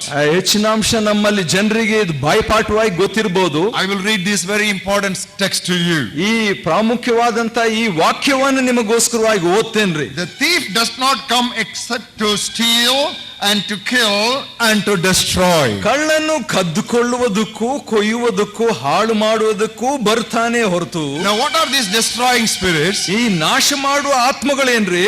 These are the spirits which cause normally sicknesses. ಈ ಆತ್ಮಗಳೇ ಸಾಮಾನ್ಯವಾಗಿ ರೋಗಗಳನ್ನು ತರ್ತವೆ. These are the spirits which are generally responsible for madness. ಸಾಮಾನ್ಯವಾಗಿ ಹುಚ್ಚುತನವನ್ನು ಈ ಆತ್ಮಗಳೇ ತರುವಂತವುಗಳು. And sometimes they may even cause death for individuals. ಕೆಲವು ಸಾರಿ ಈ ಆತ್ಮಗಳು ಮರಣವನ್ನು ಕೆಲವರಿಗೆ ತರ್ತದೆ. That may be through oppression or possession. ಮನಗುಂದುವಿಕೆ ಅಥವಾ ಒತ್ತಡದಿಂದ ಕೇಂದ್ರೀಕರಿಸಿ ಸ್ವಾಧೀನ ಮಾಡಿಕೊಳ್ಳೋದ್ರಿಂದಲೂ ಇರಬಹುದು. Now, I know most of us are going through that situation. ಹೆಚ್ಚಿನ ಅಂಶ ಜನರು ಈ ರೀತಿಯಾಗಿ ಹಾದು ಹೋಗ್ತಿರ್ಬಹುದು. But there are one or two things you should remember when I say generally they are caused by Satan. ಸಾಮಾನ್ಯವಾಗಿ ಇವುಗಳು ಸೈತಾನ್ನಿಂದ ಇವುಗಳು ಬರುವಂತದಂದು ನೆನಪಿಟ್ಕೊಳ್ತಕ್ಕದ್ದು. All sickness is not directly caused by Satan. ಎಲ್ಲ ರೋಗಗಳು ಸೈತಾನ್ನಿಂದ ನೇರವಾಗಿ ಬಂದದ್ದಲ್ಲ. Don't blame Satan for all sicknesses. ಎಲ್ಲ ರೋಗಗಳಿಗೋಸ್ಕರವಾಗಿ ಸೈತಾನ್ ಮೇಲೆ ತಪ್ಪೋರಿಸಬೇಡ್ರಿ. There can be other reasons for your sickness. ನಿಮ್ಮ ಕಾಯಿಲೆಗೋಸ್ಕರವಾಗಿ ಬೇರೆ ಕಾರಣಗಳು ಇರಬಹುದು. For example, improper food can make you unhealthy. ಉದಾಹರಣೆಗೆ ಸರಿಯಾದಂತ ರೀತಿಯಲ್ಲಿ ಆಹಾರ ತೆಗೆದುಕೊಳ್ಳದಿದ್ರೆ ಅಸ್ವಸ್ಥತೆ. 1996 I had a bypass surgery. ನನಗೆ 1996ರಲ್ಲಿ ಬೈಪಾಸ್ ಸರ್ಜರಿ ಶಸ್ತ್ರಕ್ರಿಯೆ ಇತ್ತು. Because I had a high cholesterol problem. ಯಾಕಂದ್ರೆ ಕೊಲೆಸ್ಟ್ರಾಲ್ ನನಗೆ ಹೆಚ್ಚಾಗಿ ಇದ್ದಿದ್ರಿಂದ ಸಮಸ್ಯೆ. Satan did not bring that heart problem to me. ಸೈತಾನ್ ನನಗೆ ಹೃದಯದ ಬೇನೆಯನ್ನು ತರಲಿಲ್ಲ. Brother Stanley ate lot of fatty stuff. ಸಹೋದರ ಸ್ಟ್ಯಾನ್ಲಿ ಅವರು ಸಾಕಷ್ಟು ಕೊಬ್ಬಿನ ಅಂಶದ ಆಹಾರವನ್ನು ತಿಂದ್ರು. Lot of chocolate, ಬಹಳಷ್ಟು ಚಾಕ್ಲೇಟ್ಗಳನ್ನು, lot of pork, ಬಹಳಷ್ಟು ಹಂದಿ ಮಾಂಸವನ್ನು, and a lot of prawns. ಬೇಕಾದಷ್ಟು ಮೀನುಗಳನ್ನು ಕೂಡ. All forbidden stuff Brother Stanley was eating. ತಿನ್ನಬಾರದಂತ ಅನೇಕ ಆಹಾರಗಳನ್ನು ಸಹೋದರ ಸ್ಟ್ಯಾನ್ಲಿ ಅವರು ಉಂಡ್ರು. So Brother Stanley's heart problem is self-invited problem. ಆದ ಕಾರಣ ಸಹೋದರ ಸ್ಟ್ಯಾನ್ಲಿ ಅವರ ಸಮಸ್ಯೆ ತಾವಾಗಿ ಬರ್ಮಾಡ್ಕೊಂಡಂತ I ಸಮಸ್ಯೆ. should not blame Satan for the problem that I have invited on. ನಾನ್ ನನ್ನ ಮೇಲೆ ಬರ್ಮಾಡ್ಕೊಂಡಂತ ಸಮಸ್ಯೆಗಾಗಿ ಸೈತಾನ್ ಮೇಲೆ ನಾನು ತಪ್ಪೋರಿಸಬಾರದು. So improper food generally leads to sickness. ಆದ ಕಾರಣ ಆಹಾರದಲ್ಲಿ ಸಮಸ್ಯೆ ಹೆಚ್ಚು ಕಡಿಮೆ ಇದ್ರೆ ಅದು ನಮಗೆ ಕಾಯಿಲೆಯನ್ನು ಉಂಟು And ಮಾಡ್ತದೆ. insufficient rest. ಅದೇ ರೀತಿಯಾಗಿ ಸಾಕಷ್ಟು ವಿರಾಮ ತೆಗೆದುಕೊಳ್ತಿದ್ರೆ, Early to bed, early to rise. That should be our slogan. ಬೇಗನೆ ನಾವು ಹಾಸಿಗೆಯನ್ನು ನಾವು ನಿದ್ರಿಸಬೇಕು, ಬೇಗನೆ ಹೇಳ್ತಕ್ಕದ್ದು. If you don't do it, in course of time you become sick. ಅದನ್ನು ನಾವು ಮಾಡದಿದ್ರೆ ಕಾಲಾನುಕ್ರಮವಾಗಿ ನಮಗೆ ಅಸ್ವಸ್ಥತೆ. Then there is also aging problem. ಅದೇ ರೀತಿಯಾಗಿ ವಯಸ್ಸಾಗ್ತಾ ಇರುವಾಗ ಸಮಸ್ಯೆಗಳು. And there is also birth pain. ಅದೇ ರೀತಿಯಾಗಿ ಹುಟ್ಟಿದಂದಿನಿಂದ ಬರುವಂತ ಕೆಲವು ಸಮಸ್ಯೆಗಳು. Birth pain is not from Satan. ಹುಟ್ಟಿದ ಬೇನೆಯು ಸೈತಾನ್ನಿಂದ ಅಲ್ರಿ. 1,000 people can pray for you, nevertheless you will have pain. ಸಾವಿರಾರು ಜನರು ನಿಮ್ಗೋಸ್ಕರ ಪ್ರಾರ್ಥಿಸಬಹುದು, ಆದ್ರೂ ಕೂಡ ಆ ಹಡಿಯುವಂತ ಸಂದರ್ಭದಲ್ಲಿ ಬೇನೆ ಇದ್ದೇ ಇರ್ತದೆ. That is nature. ಅದು ಸ್ವಾಭಾವಿಕ. That will still be there. ಅದು ಇದ್ದೇ ಇರುತ್ತದೆ. Hair loss, ಕೂದಲು ಇಲ್ಲದೆ ಹೋಗುವಂತದ್ದು. eyesight, you are losing your eyesight. ಕಣ್ಣಿನ ಮಂದತ್ವ, Loss of teeth. ಅಥವಾ ಸಮಾಧಾನವಿಲ್ಲದೆ ಕಿವುಡ್ತನ ಮುಂತಾದದ್ದು. Now all these things you cannot say Satan has done it. ಇವೆಲ್ಲವೂ ಸೈತಾನ್ ತಂದನು ಅಂತ ನಾವು ಹೇಳಬಾರದು. And sometimes you have to adjust your food habit. ಕೆಲವು ಸಾರಿ ನಿಮ್ಮ ಆಹಾರ ಉಣ್ಣುವಂತದ್ದನ್ನು ನೀವು ಸಹಕರಿಸಬೇಕು. Timothy had a stomach problem. ತಿಮೋಥನಿಗೆ ಹೊಟ್ಟೆ ನೋವು ಇತ್ರಿ. So Paul had asked him to add a little more wine to the water. ಪೌಲನು ಸ್ವಲ್ಪ ನೀರಿಗೆ ದ್ರಾಕ್ಷಾರಸವನ್ನು ಸೇರಿಸ್ಕೊ ಅಂತ ಹೇಳ್ತಾನೆ. So a little bit of change in food habits. ಊಟದಲ್ಲಿ ಸ್ವಲ್ಪ ಮಾರ್ಪಾಟ.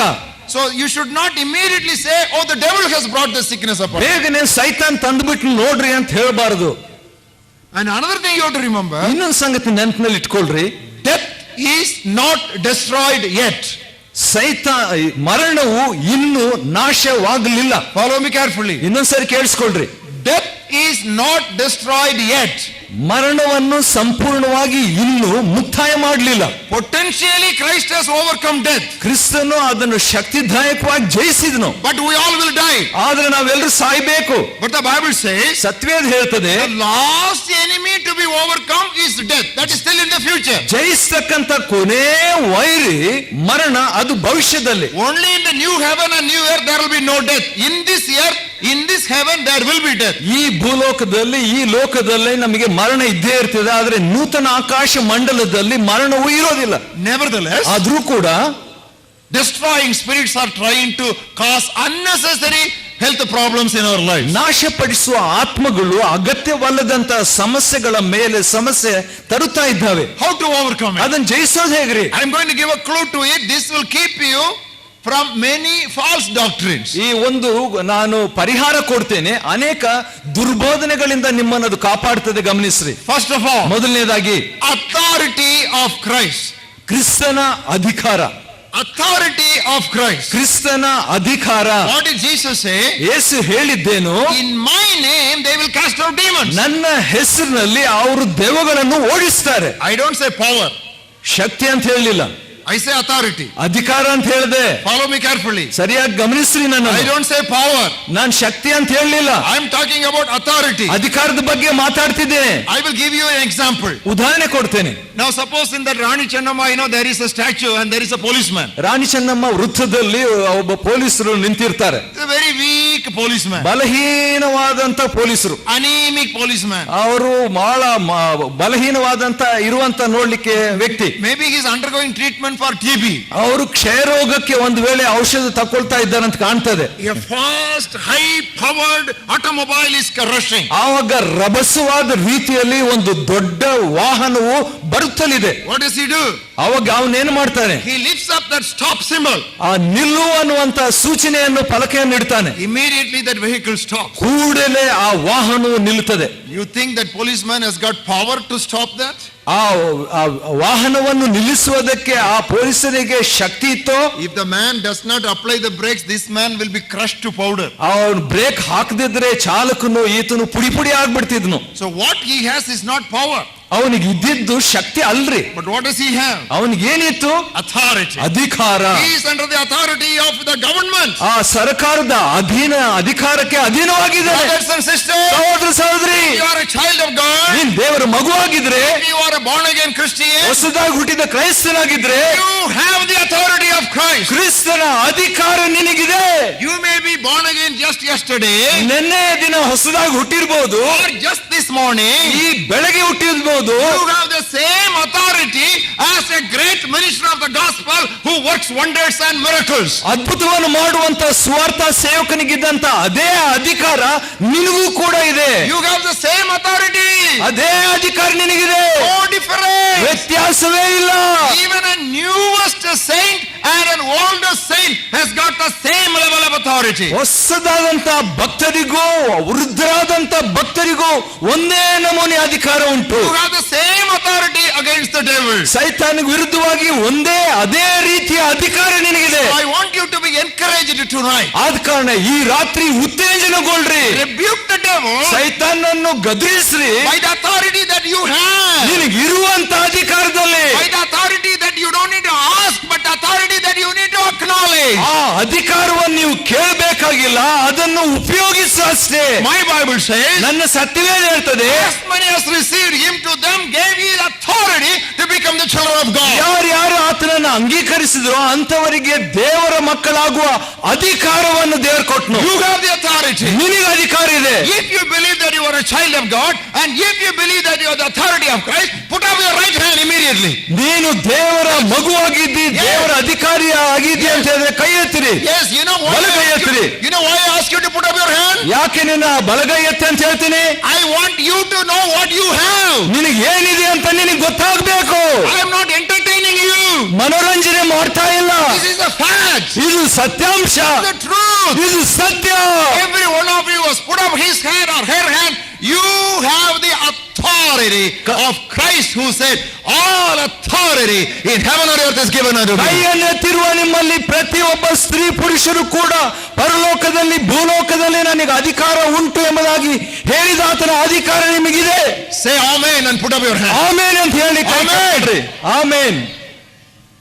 I want you to be encouraged tonight. ಈ ರಾತ್ರಿ ನೀವು ಪ್ರೋತ್ಸಾಹಗೊಳ್ಳಬೇಕು. This is how we can overcome the devil. ಹೀಗೆ ಸೈತಾನ್ ನಾವು ಜಯಿಸೋದ್ರಿ. Satan is strong, ಸೈತಾನ್ ಬಲಶಾಲಿ. but he who is in you, I say, he who is in you, I say, he who is in you is greater than he who is in the world. ನಿಮ್ಮಲ್ಲಿರುವ ಆತನು, ನಾನು ಹೇಳ್ತೇನೆ ನಿಮ್ಮಲ್ಲಿರುವ ಆತನು, ನಾನು ಹೇಳ್ತೇನೆ ನಿಮ್ಮಲ್ಲಿರುವ ಆತನು ಲೋಕದಲ್ಲಿರುವ ಆತನಿಗಿಂತಲೂ ಹೆಚ್ಚಿನವನು. Secondly, ಎರಡನೇದಾಗಿ Spirit of God. ದೇವರಾತ್ಮನು. First, authority of Christ. ಮೊದಲನೇದು ಕ್ರಿಸ್ತನ ಅಧಿಕಾರ. Secondly, Spirit of God. ಎರಡನೇದು ದೇವರ ಆತ್ಮನು.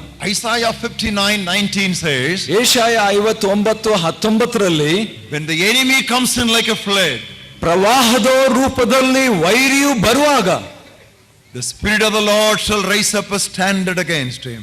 ದೇವರಾತ್ಮನು ಅವನಿಗೆ ವಿರುದ್ಧವಾಗಿ ಒಂದು ರಭಸವಾದ ಮಟ್ಟವನ್ನು ಎಬ್ಬಿಸ್ತಾನೆ. What an encouragement. The truths that I am giving you tonight are priceless.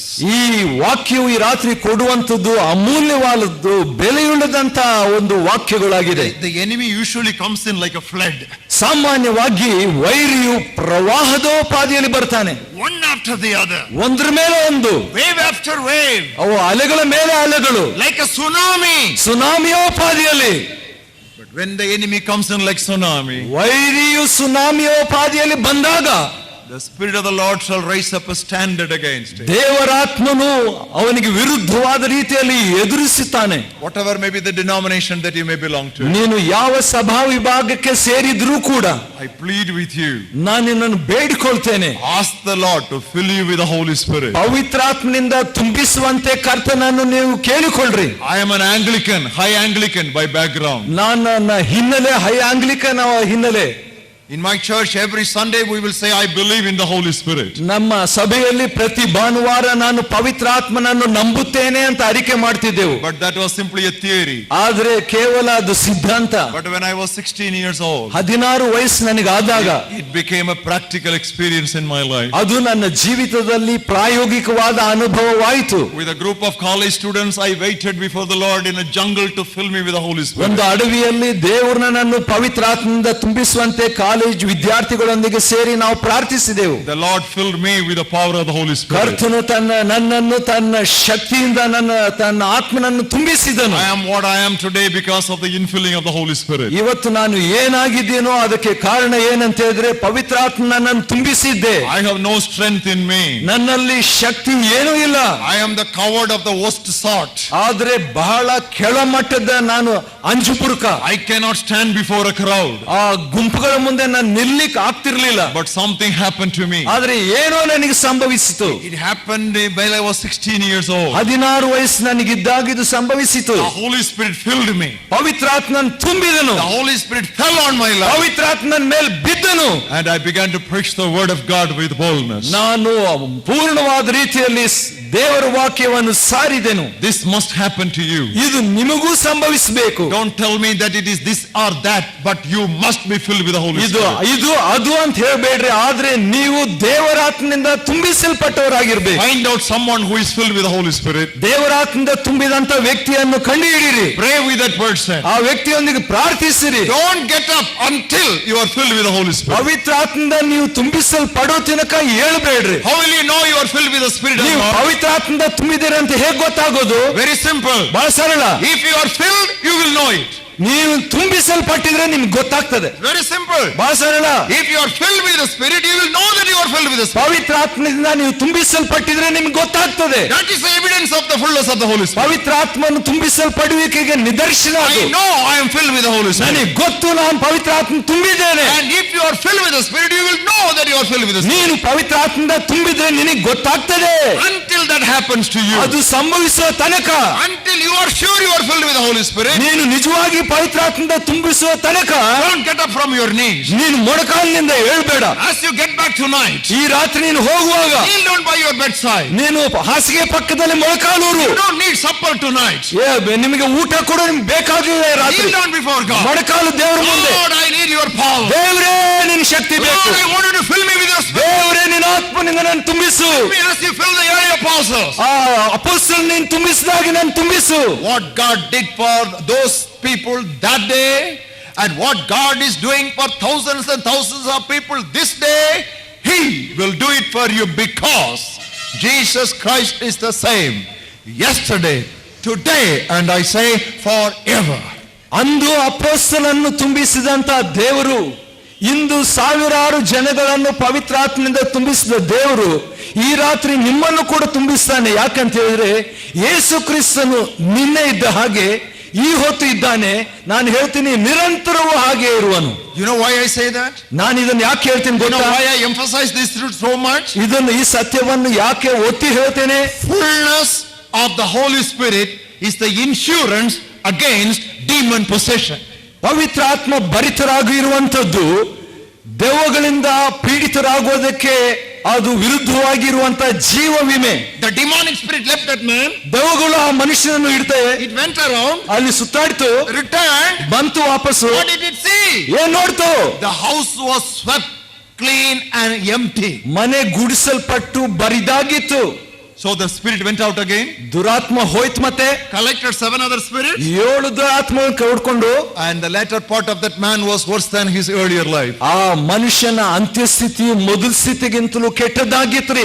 If your heart is full of the Holy Spirit, ಇವತ್ತು ನಿಮ್ಮ ಹೃದಯವು ಪವಿತ್ರಾತ್ಮದಿಂದ ಪೂರ್ಣವಾಗಿ ತುಂಬಿದ್ರೆ there will be no vacancy for the devil to enter. ದೆವ್ವ ಸೈತಾನಿಗೆ ನಿಮ್ಮ ಹೃದಯದಲ್ಲಿ ಪ್ರವೇಶಿಸೋದಕ್ಕೆ ಅನುಮತಿ ಇಲ್ಲ. When you are full, there is no vacancy. ನಿಮ್ಮಲ್ಲಿ ಪೂರ್ಣವಾಗಿದ್ರೆ ಅವಕಾಶ ಇಲ್ರಿ. That's why I say fullness of the Holy Spirit is the sure insurance and assurance against demon possession. ಆದ ಕಾರಣ ದೆವ್ವಗಳಿಂದ ಹಿಡಿಯಲ್ಪಡಬಾರ್ದು ಅಂತ ಹೇಳಿದ್ರೆ ಪವಿತ್ರಾತ್ಮ ಭರಿತರಾಗುವಂತದ್ದು ಅದು ನಿಶ್ಚಯವೂ ಜೀವ ವಿಮೆಯೂ ಆಗಿರುತ್ತದೆ. And the third weapon, ಮೂರನೇ ಆಯುಧ, the word of God. ದೇವರ ವಾಕ್ಯ. You know, when the devil came to Jesus, ಸೈತಾನ್ ಯೇಸುವಿನ ಕಡೆ ಬಂದಾಗ Jesus did not argue with the devil. ಯೇಸುವಿನ ಸೈತಾನ್ ಜೊತೆಯಲ್ಲಿ ವಾಗ್ವಾದ ಮಾಡ್ಲಿಲ್ರಿ. You know what he said? ಆತನು ಹೇಳಿದ್ದೇನು? It is written. ಹೀಗೆಂದು ಬರೆಯಲ್ಪಟ್ಟಿದೆ. You know, the devil is usually, master copier. ನೋಡ್ರಿ, ಸಾಮಾನ್ಯವಾಗಿ ಯಜಮಾನ ನಕಲು ಮಾಡುವಂತ ಒಂದು ಸೈತಾನ್. The devil is a Xerox machine. ಸೈತಾನ್ ಜೆರಾಕ್ಸ್ ಯಂತ್ರದೋಪಾದಿಯಲ್ಲಿದ್ದಾನೆ. You know what he said? ಅವನೇನು ಹೇಳ್ದಾನೆ? The second temptation, he said, it is written. ಎರಡನೇ ಶೋಧನೆಯಲ್ಲಿ ಹೀಗೆಂದು ಬರೆದಿದೆ. And you know what Jesus said? ಯೇಸು ಹೇಳಿದ್ದೇನು? You are saying it is written? ನೀನ್ ಹೇಳ್ತಿದ್ಯಾ ಹೀಗೆಂದು ಬರೆದಿದೆ ಅಂತ ಹೇಳಿ. Let me tell you something. ನಾನು ನಿನಗೆ ಏನು ಹೇಳ್ತೇನೆ, It is also written. ಹೀಗೆಂದು ಸಹ ಬರೆದಿದೆ. Many of us know what is written, but we don't know what is also written. ನಮ್ಮೆಲ್ಲರಿಗೂ ಬಹಳ ಜನರಿಗೆ ಗೊತ್ತು ಏನು ಬರೆದಿದೆ ಅಂತ, ಹೀಗೆಂದು ಸಹ ಬರೆದಿದೆ ಎಂಬುದೇ ಗೊತ್ತಿಲ್ಲ. Only you should study the Bible thoroughly, you will know what is also written. ಸಂಪೂರ್ಣವಾಗಿ ವಾಕ್ಯವನ್ನು ನೀವು ಅಧ್ಯಯನ ಮಾಡುವಾಗ ಹೀಗೆಂದು ಸಹ ಬರೆದಿದೆ ಅನ್ನೋದನ್ನು ತಿಳ್ಕೊಳ್ತೀರಿ. It is written. ಬರೆಯಲ್ಪಟ್ಟಿದೆ. ಈಗ There ends the matter. ಅಲ್ಲೇ ಮುಕ್ತಾಯವಾಯ್ತು. You know what the Bible says? ಸತ್ಯವೇದ ಹೇಳ್ತದೆ, The devil left him. ಸೈತಾನ್ ಆತನನ್ನು ಬಿಟ್ಟು ಹೋದನಂತೆ. I underlined that scripture text. I just love that text. The devil left him. ಆ ವಾಕ್ಯ ನನಗೆ ಬಹಳ ಇಷ್ಟ, ಅದಕ್ಕೆ ನಾನು ಅದಕ್ಕೆ ಕೆಳಗೆ ಗೆರೆ ಹಿಡಿದೆ. ಯಾಕಂದ್ರೆ ಸೈತಾನ್ ಬಿಟ್ಟು ಹೋದ್ನು. It is written. ಈ ರೀತಿಯಾಗಿ ಬರೆಯಲ್ಪಟ್ಟಿದೆ, It is written. ಈಗ ಬರೆಯಲ್ಪಟ್ಟಿದೆ, It is written. ಹೀಗೆ ಬರೆಯಲ್ಪಟ್ಟಿದೆ. He left until those 3 wounds were healed. Until then he did not come to Jesus. ಆ 3 ಗಾಯ ಆದ್ಮೇಲೆ ಯೇಸು ಸ್ವಾಮಿನ ಬಿಟ್ಟು ಆತನು ಹೋಗೇ ಬಿಟ್ನಂತ್ರೆ. You have the Bible in your hands. ನಿಮ್ಮ ಕೈಯಲ್ಲಿ ಸತ್ಯವೇದ ಇದೆ. Just keeping the Bible under the pillow is not going to help you. The devil knows the Bible. ತಲೆದಿಂಬು ಕೆಳಗೆ ನೀವು ಸತ್ಯವೇದ ಇಟ್ಕೊಳ್ಳೋದ್ರಲ್ಲಿ ಪ್ರಯೋಜನ ಇಲ್ಲ, ಯಾಕಂದ್ರೆ ಸೈತಾನಿಗೆ ಗೊತ್ತು ಸತ್ಯವೇದ. When the devil approached Jesus, Jesus did not immediately look into the scroll. Which words? I'm sorry. No, he didn't say. ಸೈತಾನ್ ಬಂದಾಗ ಯೇಸು ಸ್ವಾಮಿ ಯಾವ ವಾಕ್ಯ ಗೊತ್ತಿಲ್ಲಲ್ಲಪ್ಪ ಅಂತ ಆ ಕಡೆ ಈ ಕಡೆ ಹುಡುಕ್ಲಿಲ್ಲ. Out of the abundance of heart, his mouth spoke. ಸಮೃದ್ಧಿಯಾದ ಹೃದಯದಿಂದ ದೇವರ ವಾಕ್ಯವನ್ನು ಯೇಸು ಮಾತಾಡಿದನು. Only if there is something in the bowl, it will come in the spoon. ಪಾತ್ರೆಯಲ್ಲಿ ಇರುವಂತದ್ದೇ ಚಮಚದಲ್ಲಿ ಬರ್ತದ್ರಿ. Fill your heart so that in the hour of emergency, the Holy Spirit remind you of the proper text to quote against the devil. ನಿಮ್ಮ ಹೃದಯವನ್ನು ವಾಕ್ಯದಿಂದ ತುಂಬಿಸಿಕೊಳ್ಳ್ರಿ. ತುರ್ತು ಪರಿಸ್ಥಿತಿ ಬರುವಾಗ ಪವಿತ್ರಾತ್ಮನ ವಾಕ್ಯವನ್ನು ನಿಮಗೆ ಎತ್ತಿ ಕೊಡ್ತಾನೆ. Fourth spirit.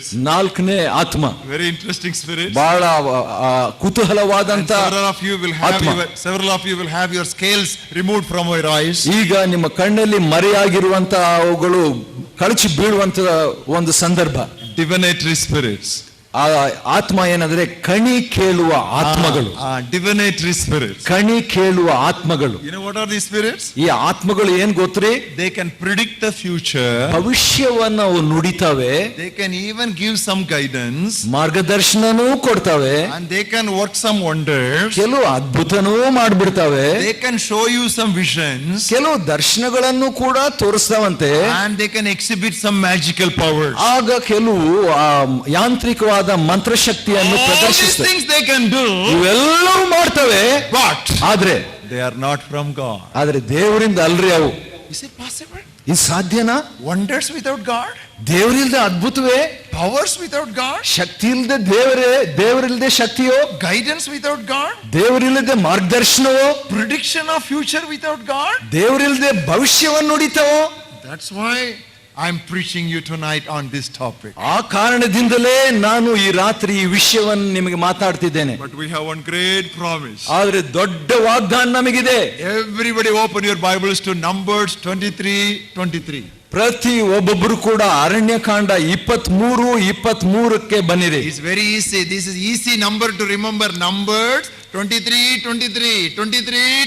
of Numbers. Turn to your Bible. Aranya Kanda ನೆನಪಿನಲ್ಲಿ ಇಟ್ಕೊಳ್ಳೋದು ಸುಲಭ. 23 Aranya Kanda. God in his wisdom has put it in such a wonderful place, easy to be located. ದೇವರು ಬಹಳ ತನ್ನ ಬುದ್ಧಿವಂತಿಕೆಯಿಂದ ಜ್ಞಾನದಿಂದ ನಾವು ಕೂಡಲೇ ಇದನ್ನ ಕಂಡುಹಿಡಿಬೇಕಂತ ಈ ರೀತಿಯಾಗಿ ಬರೆದಿಟ್ಟಿದ್ದಾರೆ. There is no sorcery against Jacob. ಯಾಕೋಬ್ಯರಲ್ಲಿ ಶಕನ ನೋಡುವುದಿಲ್ಲ. Nor is there any divination against Israel. ಇಸ್ರಾಯೇಲ್ರಲ್ಲಿ ಕಣಿ ಕೇಳುವುದೂ ಇಲ್ಲ. Once again, ಇನ್ನೊಂದ್ಸಾರಿ everybody listen. ಕೇಳಿಸ್ಕೊಳ್ರಿ. Everybody listen to me. ಎಲ್ಲರನ್ನ ಕೇಳಿಸ್ಕೊಳ್ರಿ. Don't believe what the devil says. ಸೈತಾನ ಹೇಳೋದು ನಂಬೇಡ್ರಿ. Believe what God's word says. ದೇವರ ವಾಕ್ಯ ಹೇಳೋದು ನಂಬ್ರಿ. There is no sorcery against Jacob. ಯಾಕೋಬ್ಯರಲ್ಲಿ ಶಕನ ಹೇಳುವುದಿಲ್ಲ. No divination against Israel. ಇಸ್ರಾಯೇಲ್ರಲ್ಲಿ ಕಣಿ ಹೇಳುವುದಿಲ್ಲ.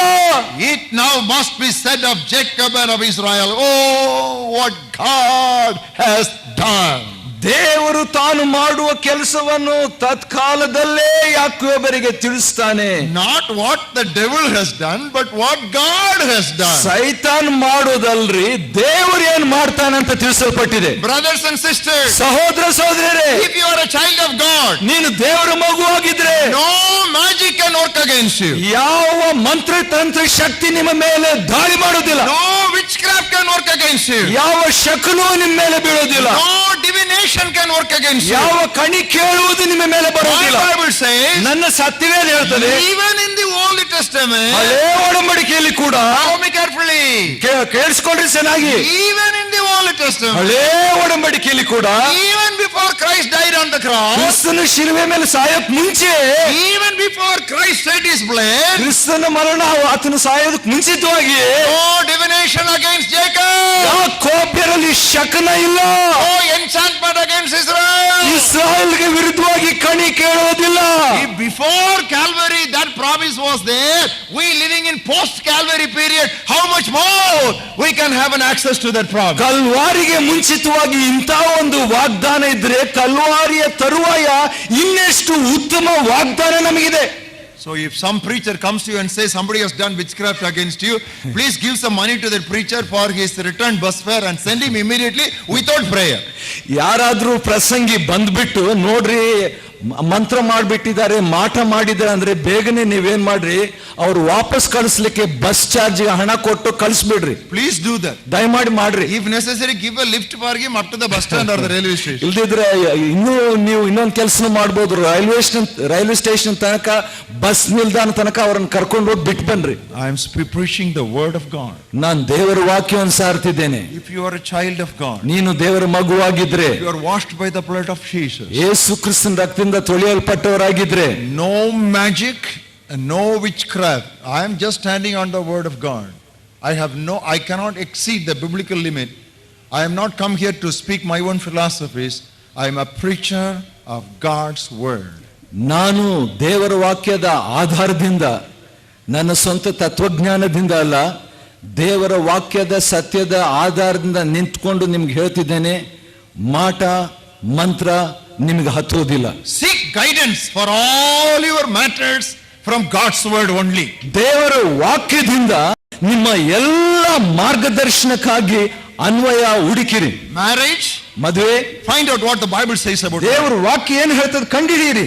A believer should not marry an unbeliever. ವಿಶ್ವಾಸಿ ಅವಿಶ್ವಾಸಿಯನ್ನು ಮದುವೆ ಆಗಬಾರದು. And you should have a peace of mind. ಅದರ ಬಗ್ಗೆ ಸಮಾಧಾನ ಇರಬೇಕು. Go ahead. ಹಾಗಾದ್ರೆ ಹೋಗು. That's it.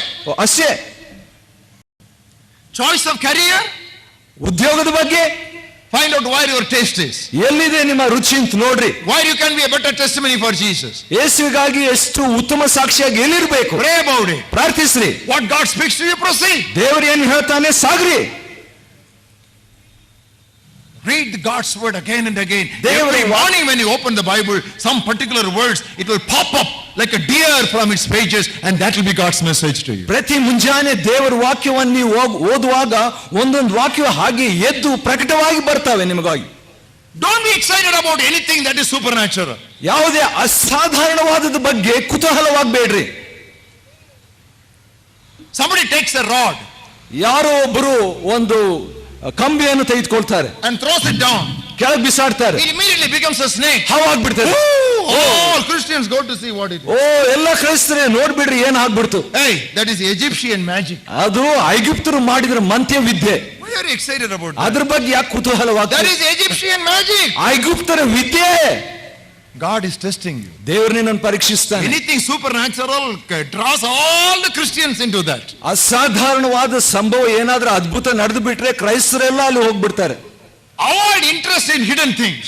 ಮರೆಯಾದ ವಿಷಯಗಳಲ್ಲಿ ನೀವು ಕುತೂಹಲವಾಗಬೇಡ್ರಿ. Deuteronomy 29:29. ಧರ್ಮೋಪದೇಶ ಕಾಂಡ 29:29. Once again easy to remember. 29:29 Deuteronomy. ನೆನಪಿನಲ್ಲಿ ಇಟ್ಕೊಳ್ಳಿಕ್ಕೆ ಸುಲಭ 29:29 ಧರ್ಮೋಪದೇಶ. So happy the way the Bible is orderly arranged. ಯಾವ ರೀತಿಯಾಗಿ ದೇವರ ವಾಕ್ಯವು ಕ್ರಮಬದ್ಧವಾಗಿ ಮಾಡಲ್ಪಟ್ಟಿದೆ ಸಂತೋಷ ಪಡ್ತೇನೆ. 29:29 Deuteronomy. 29:29 ಧರ್ಮೋಪದೇಶ ಕಾಂಡ. What does the Bible say? ಸತ್ಯವೇದ ಏನು ಹೇಳ್ತದೆ? Secret things belong to God. ರಹಸ್ಯವಾದ ದೇವರಿಗೆ ಸೇರಿದ್ದು. Don't explore secret things. ಆ ರಹಸ್ಯವಾದದನ್ನು ಬಹಿರಂಗಪಡಿಸಬೇಡ. Stop where the Bible stops. ಸತ್ಯವೇದ ಎಲ್ಲಿ ನಿಲ್ಲಿಸ್ತದು ನೀನು ಅಲ್ಲಿ ನಿಲ್ಲಿಸು. Stop where the Bible stops. ಸತ್ಯವೇದ ನಿಲ್ಲಿಸೋ ಕಡೆ ನೀನು ನಿಲ್ಲಿಸು. Don't argue when the Bible is silent. ಸತ್ಯವೇದ ಮೌನವಾಗಿರುವಾಗ ವಾಗ್ವಾದ ಮಾಡಬೇಡ. Don't try to explore the secret things. ರಹಸ್ಯವಾದದನ್ನು ಬಹಿರಂಗಪಡಿಸಬೇಡ. If you explore secret things, you will get into the depths of Satan. ರಹಸ್ಯವನ್ನು ಬಹಿರಂಗಪಡಿಸಿದ್ರೆ ಸೈತಾನ ಆಳದಲ್ಲಿ ಬೀಳ್ತಿ. Another warning. ಇನ್ನೊಂದು ಎಚ್ಚರಿಕೆ. Christians of ಹುಬ್ಬಳ್ಳಿಯ ಕ್ರೈಸ್ತರೇ, I don't know much about what is happening here, but I believe and I feel in my spirit that this is a warning that you all need. ಇಲ್ಲಿ ಹುಬ್ಬಳ್ಳಿಯಲ್ಲಿ ಏನ್ ನಡೀತಾ ಇದೆ ನನಗೆ ಗೊತ್ತಿಲ್ಲ, ಆದ್ರೆ ನನ್ನ ಆತ್ಮದಲ್ಲಿ ಈ ರೀತಿಯಾಗಿ ನಡೀತಿದೆ ಅನ್ನೋದಕ್ಕೆ ಎಚ್ಚರಿಕೆ ಕೊಡ್ತೇನೆ. Don't have anything to do with occult practices. ಯಾವುದೇ ಮಂತ್ರ ವಿದ್ಯೆಗೆ ಸಂಬಂಧಿಸಿದ್ರಲ್ಲಿ ಸಂಬಂಧ ಇಟ್ಕೊಳ್ಬೇಡಿ. Don't have anything to do with witchcraft practices. ಅಂತ ಮಂತ್ರತಂತ್ರಕ್ಕೆ ಅಭ್ಯಾಸಕ್ಕೆ ನೀವು ಒಳಪಡಬೇಡ್ರಿ. If some preacher comes to you, ಯಾವುದೇ ಪ್ರಸಂಗಿ ಬಂದು you have a sickness, ನಿಮ್ಗೆ ರೋಗ ಇದೆ, you have a problem, ಸಮಸ್ಯೆ ಇದೆ, he prays for you, ಪ್ರಾರ್ಥನೆ ಮಾಡ್ತಾರೆ, and he tells you, ಆಮೇಲೆ ಹೇಳ್ತಾರೆ, sister, ಸಹೋದರಿ. usually they talk to sisters. ಸಾಮಾನ್ಯವಾಗಿ ನೋಡ್ರಿ ಅವರು ಸಹೋದರಿಯರಿಗೆ That is ಮಾತಾಡ್ತಾರೆ. the problem. ಅದೇ ಸಮಸ್ಯೆ. Problems always are inaugurated by women. ಸಮಸ್ಯೆಗಳು ಯಾವಾಗಲೂ ಸ್ತ್ರೀಯರಿಂದ ಹಾಗೆ ಪ್ರಾರಂಭವಾಗ್ತಂತೆ. Sister, ಸಹೋದರಿ, someone has put a tin sheet somewhere against it. ಯಾರೋ ಒಬ್ಬರು ಅಲ್ಲಿ ನಿಮಗೆ ತಗಡು ತಾಯ್ತ ಹಾಕಿದ್ದಾರೆ. In Tamil also tagadu and Kannada also tagadu. This tagadu problem is everywhere. ಈ ತಗಡಿನ ಸಮಸ್ಯೆ ತಮಿಳಲ್ಲಿ ಕರ್ನಾಟಕದಲ್ಲಿ ಎಲ್ಲಾ ಕಡೆ ಇದೆ. Somewhere there is a tin sheet. ಅಲ್ಲಿ ಎಲ್ಲೋ ಒಂದು ತಗಡಿನ ಆ ತಾಯ್ತ ಹಾಕಿದ್ದಾರೆ. I must fast and pray for 1 week. ಒಂದು ವಾರ ನೋಡ್ರಿ, ನಾನು ನಿಮ್ಗೋಸ್ಕರವಾಗಿ ಪ್ರಾರ್ಥನೆ Or ಮಾಡ್ಬೇಕು. 10 days I must fast and pray for. 10 ದಿನ ನಿಮ್ಗೋಸ್ಕರವಾಗಿ ಪ್ರಾರ್ಥನೆ ಉಪವಾಸ ಮಾಡ್ಬೇಕಮ್ಮ. Let me tell you something. ಆದ ಕಾರಣ ಪ್ರಿಯರೇ ನಿಮ್ಗೆ ಹೇಳ್ತೇನೆ, There may be a tin sheet. ಅಲ್ಲಿ ಒಂದು ತಗಡಿನ ಯಂತ್ರ ಇರ್ಬೋದು. Follow me carefully. ದಯಮಾಡಿ ಲಕ್ಷ್ಯ ಕೊಟ್ಟು ಕೇಳಿ. There may be a tin sheet. ಅಲ್ಲಿ ತಗಡಿನ ವಸ್ತು ಇರ್ಬೋದು, But that tin sheet is not going to affect you. ಆದ್ರೆ ಆ ತಗಡಿನ ವಸ್ತು ನಿಮ್ಮನ್ನು ಬಾಧಿಸೋದಿಲ್ಲ. It is not by throwing the tin sheet that you will be delivered. It is a calling unto the Lord that you will be delivered. ಆ ತಗಡಿನ ವಸ್ತುವನ್ನು ಹಾಕೋದ್ರಿಂದ ಬಿಡುಗಡೆ ಅಲ್ಲ, ಕರ್ತನನ್ನು ಕರೆಯೋದ್ರಿಂದ ಬಿಡುಗಡೆ. There was a thorn in the flesh of Paul. ಪೌಲನ ದೇಹದಲ್ಲಿ ಶೂಲವಿತ್ತು. It was knocking him. It was buffeting him. ಅವನನ್ನು ಗುದ್ದುತ್ತಾ ಇತ್ತು. What was that? ಅದು ಏನು? Messenger of Satan. ಸೈತಾನ್ನ ಪ್ರತಿನಿಧಿ. Paul said it is a messenger of Satan buffeting me. ಸೈತಾನ್ನ ದೂತನು ನನ್ನನ್ನು ಗುದ್ದುತ್ತಾ ಇದ್ದಾನೆ ಅಂತ ಹೇಳ್ತಾನೆ. What did he do? ಪೌಲನ್ ಏನ್ He ಮಾಡ್ದ? didn't talk to the devil. ಸೈತಾನ್ ಜೊತೆಗೆ ಮಾತಾಡ್ಲಿಲ್ಲ. My Bible says, ನನ್ನ ಸತ್ಯವೇದ ಹೇಳ್ತದೆ, concerning this thing I sought the Lord. ಇದರ ಬಗ್ಗೆ ಕರ್ತನಿಗೆ ನಾನು ಕೇಳಿದೆ. I sought the Lord. ನಾನು ಕರ್ತನನ್ನು ಮೊರೆಯಿಟ್ಟೆ. And my Lord told me, ನನ್ನ ಕರ್ತನ ಹೇಳ್ದ, my grace is sufficient for ನನ್ನ you. ಕೃಪೆ ನಿನಗೆ ಸಾಕು. My Lord told me, my grace is sufficient for you. ನನ್ನ ಕರ್ತನು ಹೇಳಿದನು, ನನ್ನ ಕೃಪೆಯೇ ನಿನಗೆ ಸಾಕು. So please stop. ದಯಮಾಡಿ ನಿಲ್ಲಿಸಿ. Please stop this tagadu business. ಈ ತಗಡಿನ ವ್ಯವಹಾರವನ್ನು ನಿಲ್ಲಿಸ್ಬಿಡ್ರಿ. You all decide tonight that you will not entertain these tagadu preachers. ಆದ ಕಾರಣ ಈ ತಗಡಿನ ಪ್ರಸಂಗಿಗಳನ್ನು ಯಾರೂ ಕೂಡ ನೀವು ಆಹ್ವಾನಿಸಬಾರದು ಅಂತ ಹೇಳ್ಬಿಟ್ಟು ಈ ರಾತ್ರಿ ತೀರ್ಮಾನ ಮಾಡ್ರಿ. There are still many more things, but I will not tell them now because my time is limited. ಅನೇಕ ಸಂಗತಿಗಳು ಇದೆ, ಆದ್ರೆ ನನಗೆ ಸಮಯವು ಸಂಕ್ಷಿಪ್ತವಾಗಿರೋದ್ರಿಂದ ನಾನು ಮುಂದುವರಿಬೇಕು. Don't be carried away by visions and dreams. ಆದ ಕಾರಣ ದರ್ಶನ ಕನಸುಗಳ ವಿಷಯವಾಗಿ ಸೆಳೆಯಲ್ಪಡಬೇಡ್ರಿ. You would have seen an angel.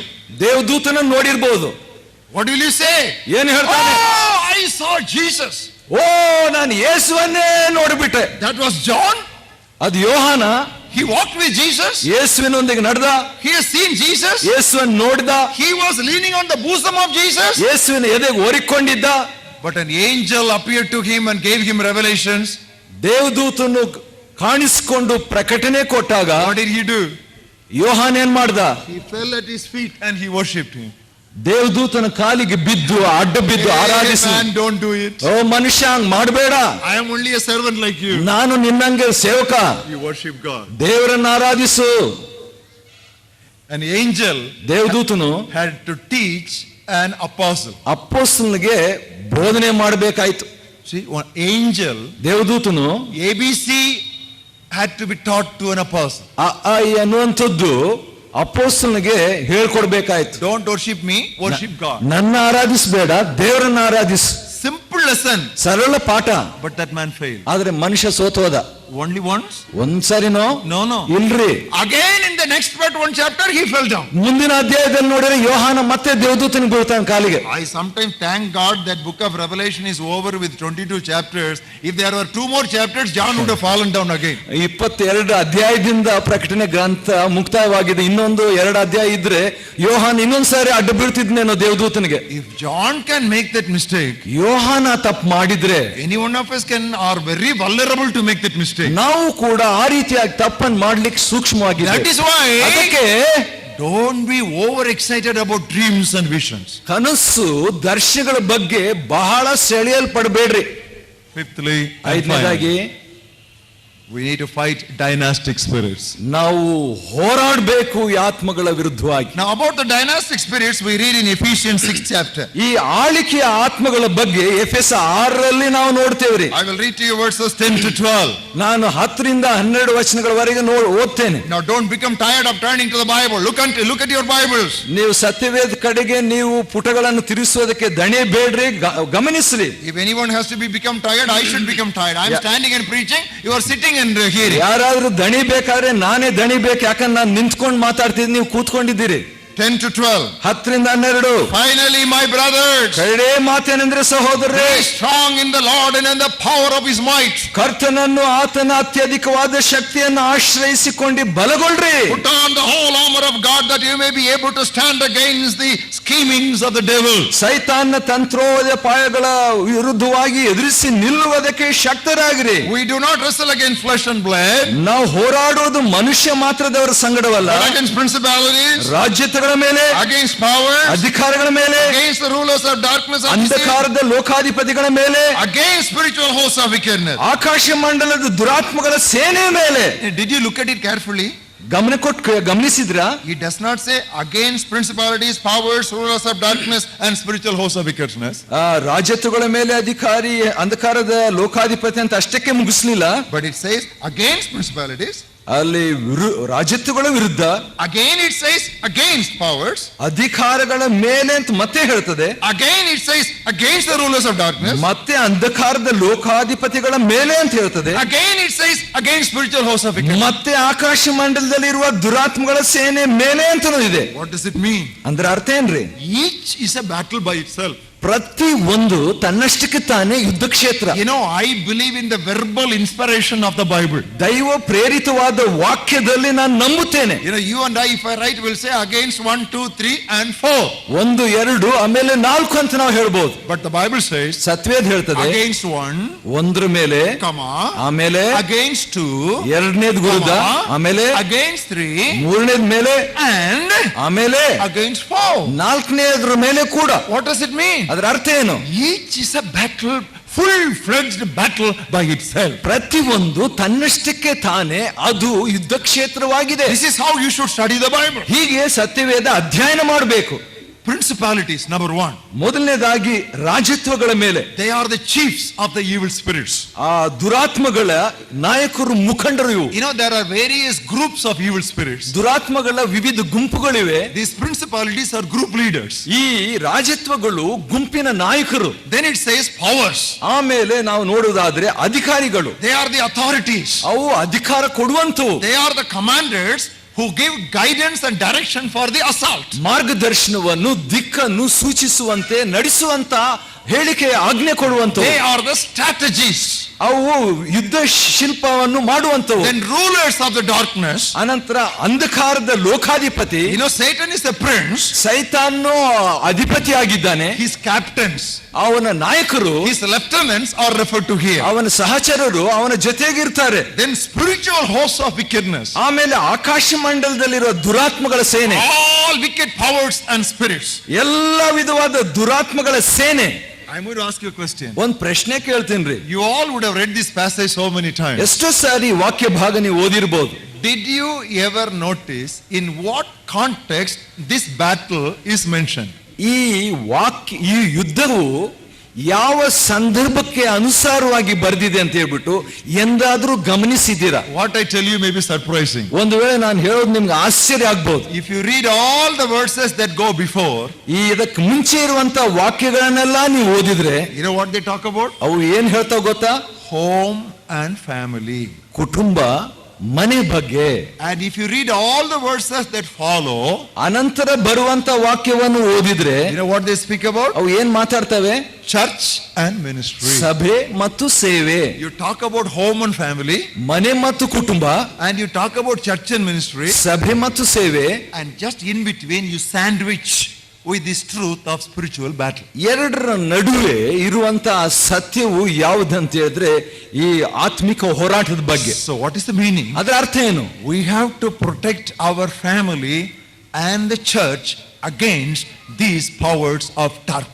ಈ ಅಂಧಕಾರದ ಅಧಿಪತಿಗಳ ವಿರುದ್ಧವಾಗಿ ನಮ್ಮ ಕುಟುಂಬವನ್ನು, ನಮ್ಮ ಸಭೆ ಸೇವೆಯನ್ನು ಸಂರಕ್ಷಿಸಬೇಕು. The devil is attacking every family. ಸೈತಾನು ಪ್ರತಿ ಕುಟುಂಬವನ್ನು ದಾಳಿ ಮಾಡ್ತಿದ್ದಾನೆ. Every family is going through some conflict or other. ಪ್ರತಿ ಕುಟುಂಬವು ಯಾವುದೇ ಹೋರಾಟಕ್ಕೆ ಒಳಗಾಗ್ತಿವೆ. Some families are breaking up and other families are breaking in. ಪ್ರತಿ ಕುಟುಂಬವು, ಕೆಲವು ಕುಟುಂಬಗಳು ಮುರಿದು ಹೋಗ್ತಾ ಇದೆ, ಕೆಲವು ಮುರಿಯಲಿಕ್ಕಿದ್ದಾವೆ. Constant conflicts in families. ಕುಟುಂಬದಲ್ಲಿ ಸತತವಾದ ಹೋರಾಟ, especially in these last days. ಪ್ರತ್ಯೇಕವಾಗಿ ಅಂತ್ಯ And when ದಿವಸಗಳಲ್ಲಿ you come to the church, ಸಭೆಗೆ ಬಂದಾಗ newer and newer problems. ಬರೇ ಹೆಚ್ಚೆಚ್ಚು ಸಮಸ್ಯೆಗಳು. The problems in the church are more and worse than ever. ಹೆಚ್ಚಿನ ಅಂಶ, ಮೊದಲಿಗಿಂತಲೂ ಹೆಚ್ಚು ಸಮಸ್ಯೆಗಳು ಸಭೆಯಲ್ಲಿ ಇದೆ. Why it is happening? ಯಾಕೆ ಆಗ್ತಿದೆ? The devil knows that he has got just a short while. ಯಾಕಂದ್ರೆ ಸ್ವಲ್ಪ ಸಮಯ ತನಗಿದೆ ಅಂತ ಸೈತಾನಿಗೆ ಗೊತ್ತು. So he has become hyperactive. ಆದ ಕಾರಣ ಹೆಚ್ಚು ಚಟುವಟಿಕೆ He ಇದ್ದಾನೆ, is becoming more furious. ಹೆಚ್ಚು ರಭಸವಾಗಿದ್ದಾನೆ. He is pouring his floods into the families and he is pouring his floods into the fellowship. ತನ್ನ ಪ್ರವಾಹವನ್ನು ಕುಟುಂಬದ ಮೇಲೆಯೋ ಸಭೆಯ ಮೇಲೆಯೋ ದಾಳಿ ಮಾಡ್ತಾ ಇದ್ದಾನೆ. How can you overcome? ಹೇಗ್ ಜಯಿಸ್ಬೇಕ್ರಿ? Put on the whole armor of God. ದೇವರ ಸರ್ವಾಯುಧವನ್ನು ಧರಿಸಿಕೊಳ್ಳ್ರಿ. Not the armor of God. ಆ ದೇವರ ಆಯುಧನಲ್ಲ, Whole armor. ಸರ್ವಾಯುಧ. In that passage, that word whole comes twice. ಎರಡು ಸರಿ ಸರ್ವ ಅಂತ ಪದ ಬರ್ತದೆ. You cannot be losing any one. ಯಾವುದನ್ನು ಕೂಡ ಬಿಟ್ಬಿಡ್ಬಾರ್ದಂತ ಅರ್ಥ. He is strongly founded with the belt of truth. ಆ ಸತ್ಯದ ನಡುಕಟ್ಟನ್ನು ಧರಿಸಿಕೊಂಡು Live a life of righteousness. ನೀತಿಯ ಜೀವಿತ ಜೀವಿಸು. Be busy in evangelism. ನೀವು ಸ್ವಾರ್ಥ್ಯ ಸಾರು. Stand firm in faith with the sword of the Spirit. ನಂಬಿಕೆಯ ಗುರಾಣಿ ಹಿಡ್ಕೋ. Rejoice in God's great salvation of your helmet. ದೇವರ ರಕ್ಷಣೆ ಶಿರಸ್ಥಾನದಲ್ಲಿ ಹರ್ಷಗೊಳ್ಳು. Fight the enemy with the sword of God. ಪವಿತ್ರಾತ್ಮನ ವಾಕ್ಯ ಕತ್ತಿಯಿಂದ ಸೈತಾನನ್ನು ಎದುರಿಸು. And non-stop prayer for all sinners and saints. ಆಮೇಲೆ ಎಲ್ಲ ಭಕ್ತಿವಂತರಿಗೂ ಪಾಪಿಗಳಿಗಾಗಿಯೂ ಸತತವಾದ ಪ್ರಾರ್ಥನೆ. Don't neglect any spiritual discipline. ಯಾವುದೇ ಆತ್ಮಿಕ ಶಿಸ್ತನ್ನು ಅಲಕ್ಷ್ಯ Read ಮಾಡಬೇಡ. the Bible regularly. ದೇವರ ವಾಕ್ಯ ಕ್ರಮವಾಗಿ ಓದು. Kneel down and pray regularly. ಮೊಳಕಾಲೂರಿ ಕ್ರಮವಾಗಿ ಓದು. Search your heart regularly. ಇನ್ನು ಹೃದಯ ಪರೀಕ್ಷಿಸೋ ಕ್ಷಮವಾಗಿ. Fellowship with Christians regularly. ದೇವ ಜನರೊಂದಿಗೆ ಅನ್ಯೋನ್ಯತೆ ಕ್ರಮವಾಗಿ ಹೊಂದ್ಕೋ. Go for evangelism regularly. ಸುವಾರ್ತೆ ಸಾರು ಕ್ರಮವಾಗಿ. Spend enough time with your family regularly. ಕುಟುಂಬದೊಂದಿಗೆ ಸಾಕಷ್ಟು ಸಮಯ ಕಳೆ. And find out how you can help the people regularly. ಕ್ರಮವಾಗಿ ಜನರಿಗೆ ಸಹಾಯ ಮಾಡೋದು ಹೇಗೆ ಕಲ್ಕೋ. Never ever sacrifice your righteousness but stand for peace. ನೀವು ಸಮಾಧಾನಕ್ಕಾಗಿ ನಿಲ್ಲು, ನೀತಿಯನ್ನು ಕಳ್ಕೋಬೇಡ. In all these areas give proper and balanced attention. ಈ ಎಲ್ಲ ಕ್ಷೇತ್ರದಲ್ಲಿ ಸಮತೋಲನೆಯ ಒಂದು ಗಮನ ಕೊಡು. If you neglect any one area, ಯಾವುದೇ ಒಂದು ಕ್ಷೇತ್ರ ಅಲಕ್ಷ್ಯ ಮಾಡಿದ್ರೆ the devil knows how to target that area. ಸೈತಾನ್ ಗೊತ್ತು ಆ ಕ್ಷೇತ್ರ ಹೇಗೆ ಅವನು ದಾಳಿ ಮಾಡ್ಬೇಕಂತ. Sometimes he targets our head. ಕೆಲವು ಸಾರಿ ನಮ್ಮ ತಲೆಯನ್ನು ದಾಳಿ ಮಾಡ್ತಾನೆ. All other injuries are easy. ಎಲ್ಲ ಒಂದು ಗಾಯ ಸುಲಭ, But head injury is very bad. ತಲೆ ಗಾಯ ಅಪಾಯಕರ. How to protect your head? ನಿಮ್ಮ ತಲೆಯನ್ನು ಹೇಗೆ ಕಾಪಾಡೋದು? Put on the helmet. ಆ ಶಿರಸ್ಥಾನವನ್ನು ಧರಿಸ್ಕೊ. What is that helmet? ಆ ಶಿರಸ್ಥಾನ ಏನು? Helmet of salvation. ರಕ್ಷಣೆ ಎಂಬ ಶಿರಸ್ಥಾನ. Constantly rejoice in salvation. ಯಾವಾಗಲೂ ರಕ್ಷಣೆಯಲ್ಲಿ ಆನಂದ ಪಡು. I am saved by the grace of ನಾನು God. ದೇವರ ಕೃಪೆಯಿಂದ ರಕ್ಷಣೆ I am ಹೊಂದಿದ್ದೇನೆ. saved by the blood of Jesus Christ. ಯೇಸುವಿನ ರಕ್ತದಿಂದ ರಕ್ಷಣೆ ಹೊಂದಿದ್ದೇನೆ. Saved by the word of God. ದೇವರ ವಾಕ್ಯದಿಂದ ರಕ್ಷಣೆ ಹೊಂದಿದ್ದೇನೆ. Wherever you go, ಹೋದಾಗಲ್ಲ let that be on your head. ನಿಮ್ ತಲೆ ಮೇಲೆ ಇರಲಿ. Don't ever take the risk of head injury. ಆ ತಲೆಯಲ್ಲಿ ಗಾಯ ಆಗದಂತೆ ನೋಡ್ಕೋ. Always rejoice in God's great salvation. ಯಾವಾಗಲೂ ದೇವರ ಮಹಾ ರಕ್ಷಣೆಯಲ್ಲಿ ಆನಂದ ಪಡು. There may be deceiving spirits. ಅಲ್ಲಿ ವಂಚಿಸುವ There ಆತ್ಮಗಳು, may be depressing spirits. ಮನಗುಂದಿಸುವ There ಆತ್ಮಗಳು, may be destroying spirits. ನಾಶಪಡಿಸುವ ಆತ್ಮಗಳು, There may be divinatory spirits. ಕಣ್ಣಿ ಕೇಳುವ ಆತ್ಮಗಳು, There may be dynastic spirits. ಆಳುವ ಆತ್ಮಗಳು. But ಆದ್ರೆ we have counterfort spirits. ನಮಗೆ ಎದುರಾಗಿ ಇರುವಂತ ಒತ್ತಡದ ಸೈನ್ಯದ ಅಧಿಕಾರ ಇದೆ. What are the counterfeit spirits? ಆ ಎದುರಿಸುವ ಆತ್ಮಗಳೇನು? God the Father. ತಂದೆಯಾದ ದೇವರು.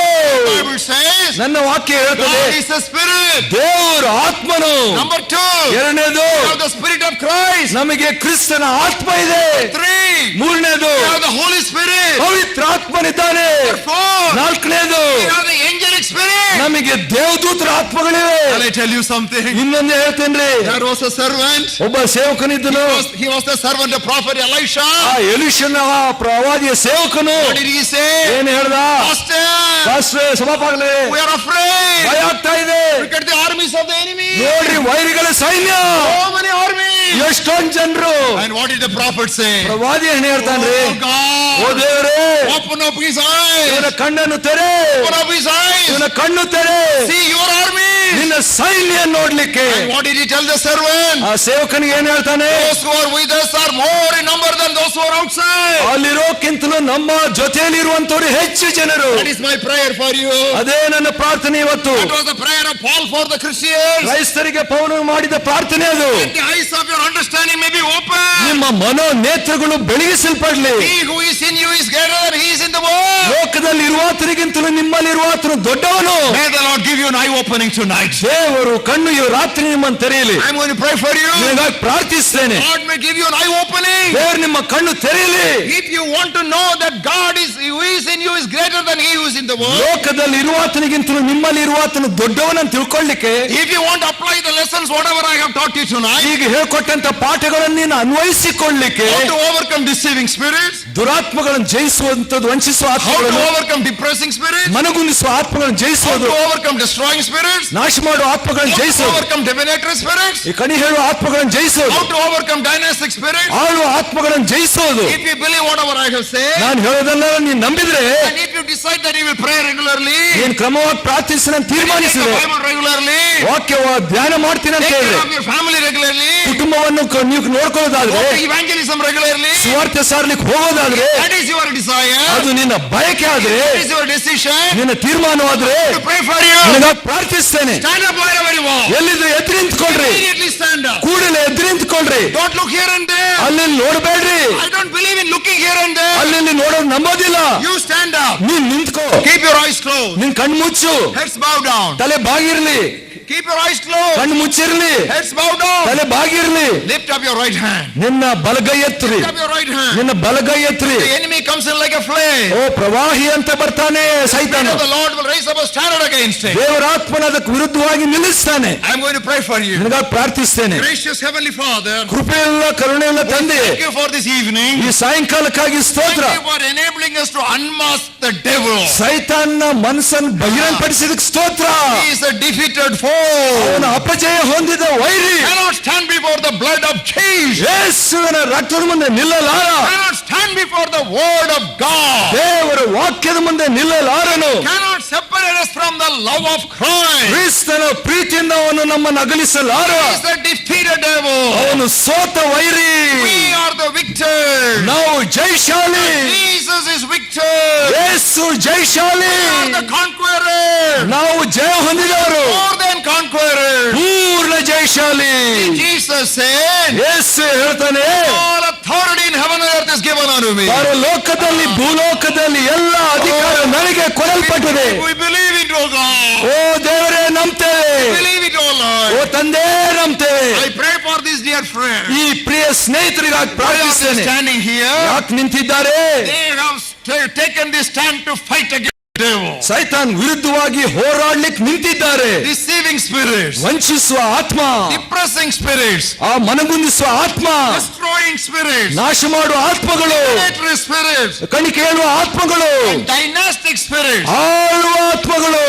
Oh God. ಓ ದೇವರೇ, Oh glorious ಓ Father. ಮಹಿಮುಳ್ಳ ತಂದೆಯೇ, Oh our Father in O heaven. ಪರಲೋಕದಲ್ಲಿರುವ ತಂದೆಯೇ, Pray for these dear ಈ friends. ಪ್ರಿಯರಿಗಾಗಿ ಪ್ರಾರ್ಥಿಸ್ತೇನಪ್ಪ. Standing before you. ನಿನ್ನ ಮುಂದೆ ನಿಂತಿರುವಂತವರು, Dear Lord. ಓ ಕರ್ತನೇ, My God. ನನ್ನ ದೇವರೇ, Oh Lord of hosts. ಓ ಸೈನ್ಯಗಳ ಅಧಿಪತಿಯಾದ ಯೆಹೋವನೇ, For them. ಓ ಕರ್ತನೇ, Open up their hearts. ಅವರ ಹೃದಯ ತೆರೆ, Open their eyes. ಕಣ್ಣುಗಳನ್ನು ತೆರೆ. All the riches of your glory. ನಿನ್ನ ಮಹಿಮೆಯ ಐಶ್ವರ್ಯ ನೋಡ್ಲಿಕ್ಕೆ, Let them see the armies which are surrounding them. ನಮ್ಮ ಸುತ್ತಲಿರುವ ಸೈನ್ಯವನ್ನು ನೋಡುವಂತೆ ಕಣ್ಣು ತೆರೆ. Open their eyes of understanding. ಅವರ ಮನೋನೇತ್ರೆಯನ್ನು ಬೆಳಗಿಸು. They may know that he who is in them is greater than he who is in the world. ಲೋಕದಲ್ಲಿರುವಾತನಿಗಿಂತಲೂ ತಮ್ಮಲ್ಲಿರುವಾತನು ದೊಡ್ಡಾತನಂತ ತಿಳ್ಕೊಳ್ಳಿಕ್ಕೆ ಅವರಿಗೆ ಕಣ್ಣು ತೆರೆ.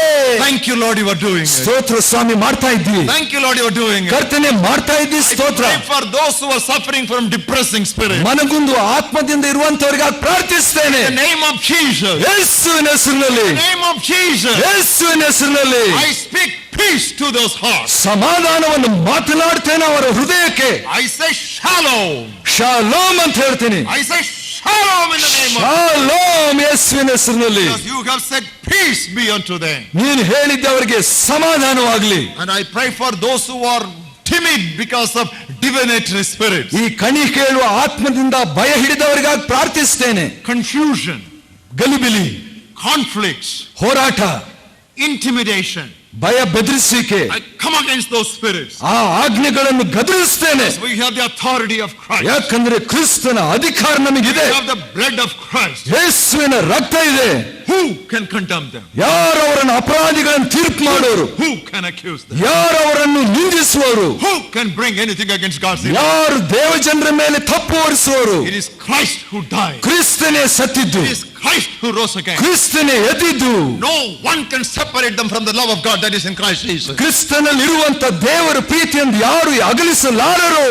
I pray for those who are deceived by deceiving spirits. ವಂಚಿಸುವ ಆತ್ಮಗಳಿಂದ ವಂಚಿಸಲ್ಪಟ್ಟವರಿಗಾಗಿ ಪ್ರಾರ್ಥಿಸ್ತೇನೆ. Father God, ತಂದೆ ದೇವರೇ, let them know your truth. ನಿನ್ನ ಸತ್ಯವನ್ನು ಅವ್ರು ತಿಳಿಯಲಿ. Your Bible says, ನಿನ್ನ ಸತ್ಯವೇದ ಹೇಳ್ತದೆ, you shall know the truth. ನೀನು ಸತ್ಯವನ್ನು ತಿಳಿಯುವಿ, The truth shall make you free. ಸತ್ಯವು ನಿನ್ನನ್ನು ಬಿಡುಗಡೆ ಮಾಡುವುದು. Dear Lord, ಪ್ರಿಯ ಕರ್ತನೆ, bring them out of the deception. ಈ ವಂಚನೆಯಿಂದ ಬಿಡುಗಡೆ ಮಾಡು. Bring them out of their seduction. ಅವರ ವಂಚಿಸುವ ನರಳುವಿಕೆಯಿಂದ ಬಿಡುಗಡೆ ಮಾಡು. Bring them out of that sedation. ಆ ಒಂದು ಮೋಸತನದಿಂದ ಬಿಡಿಸು.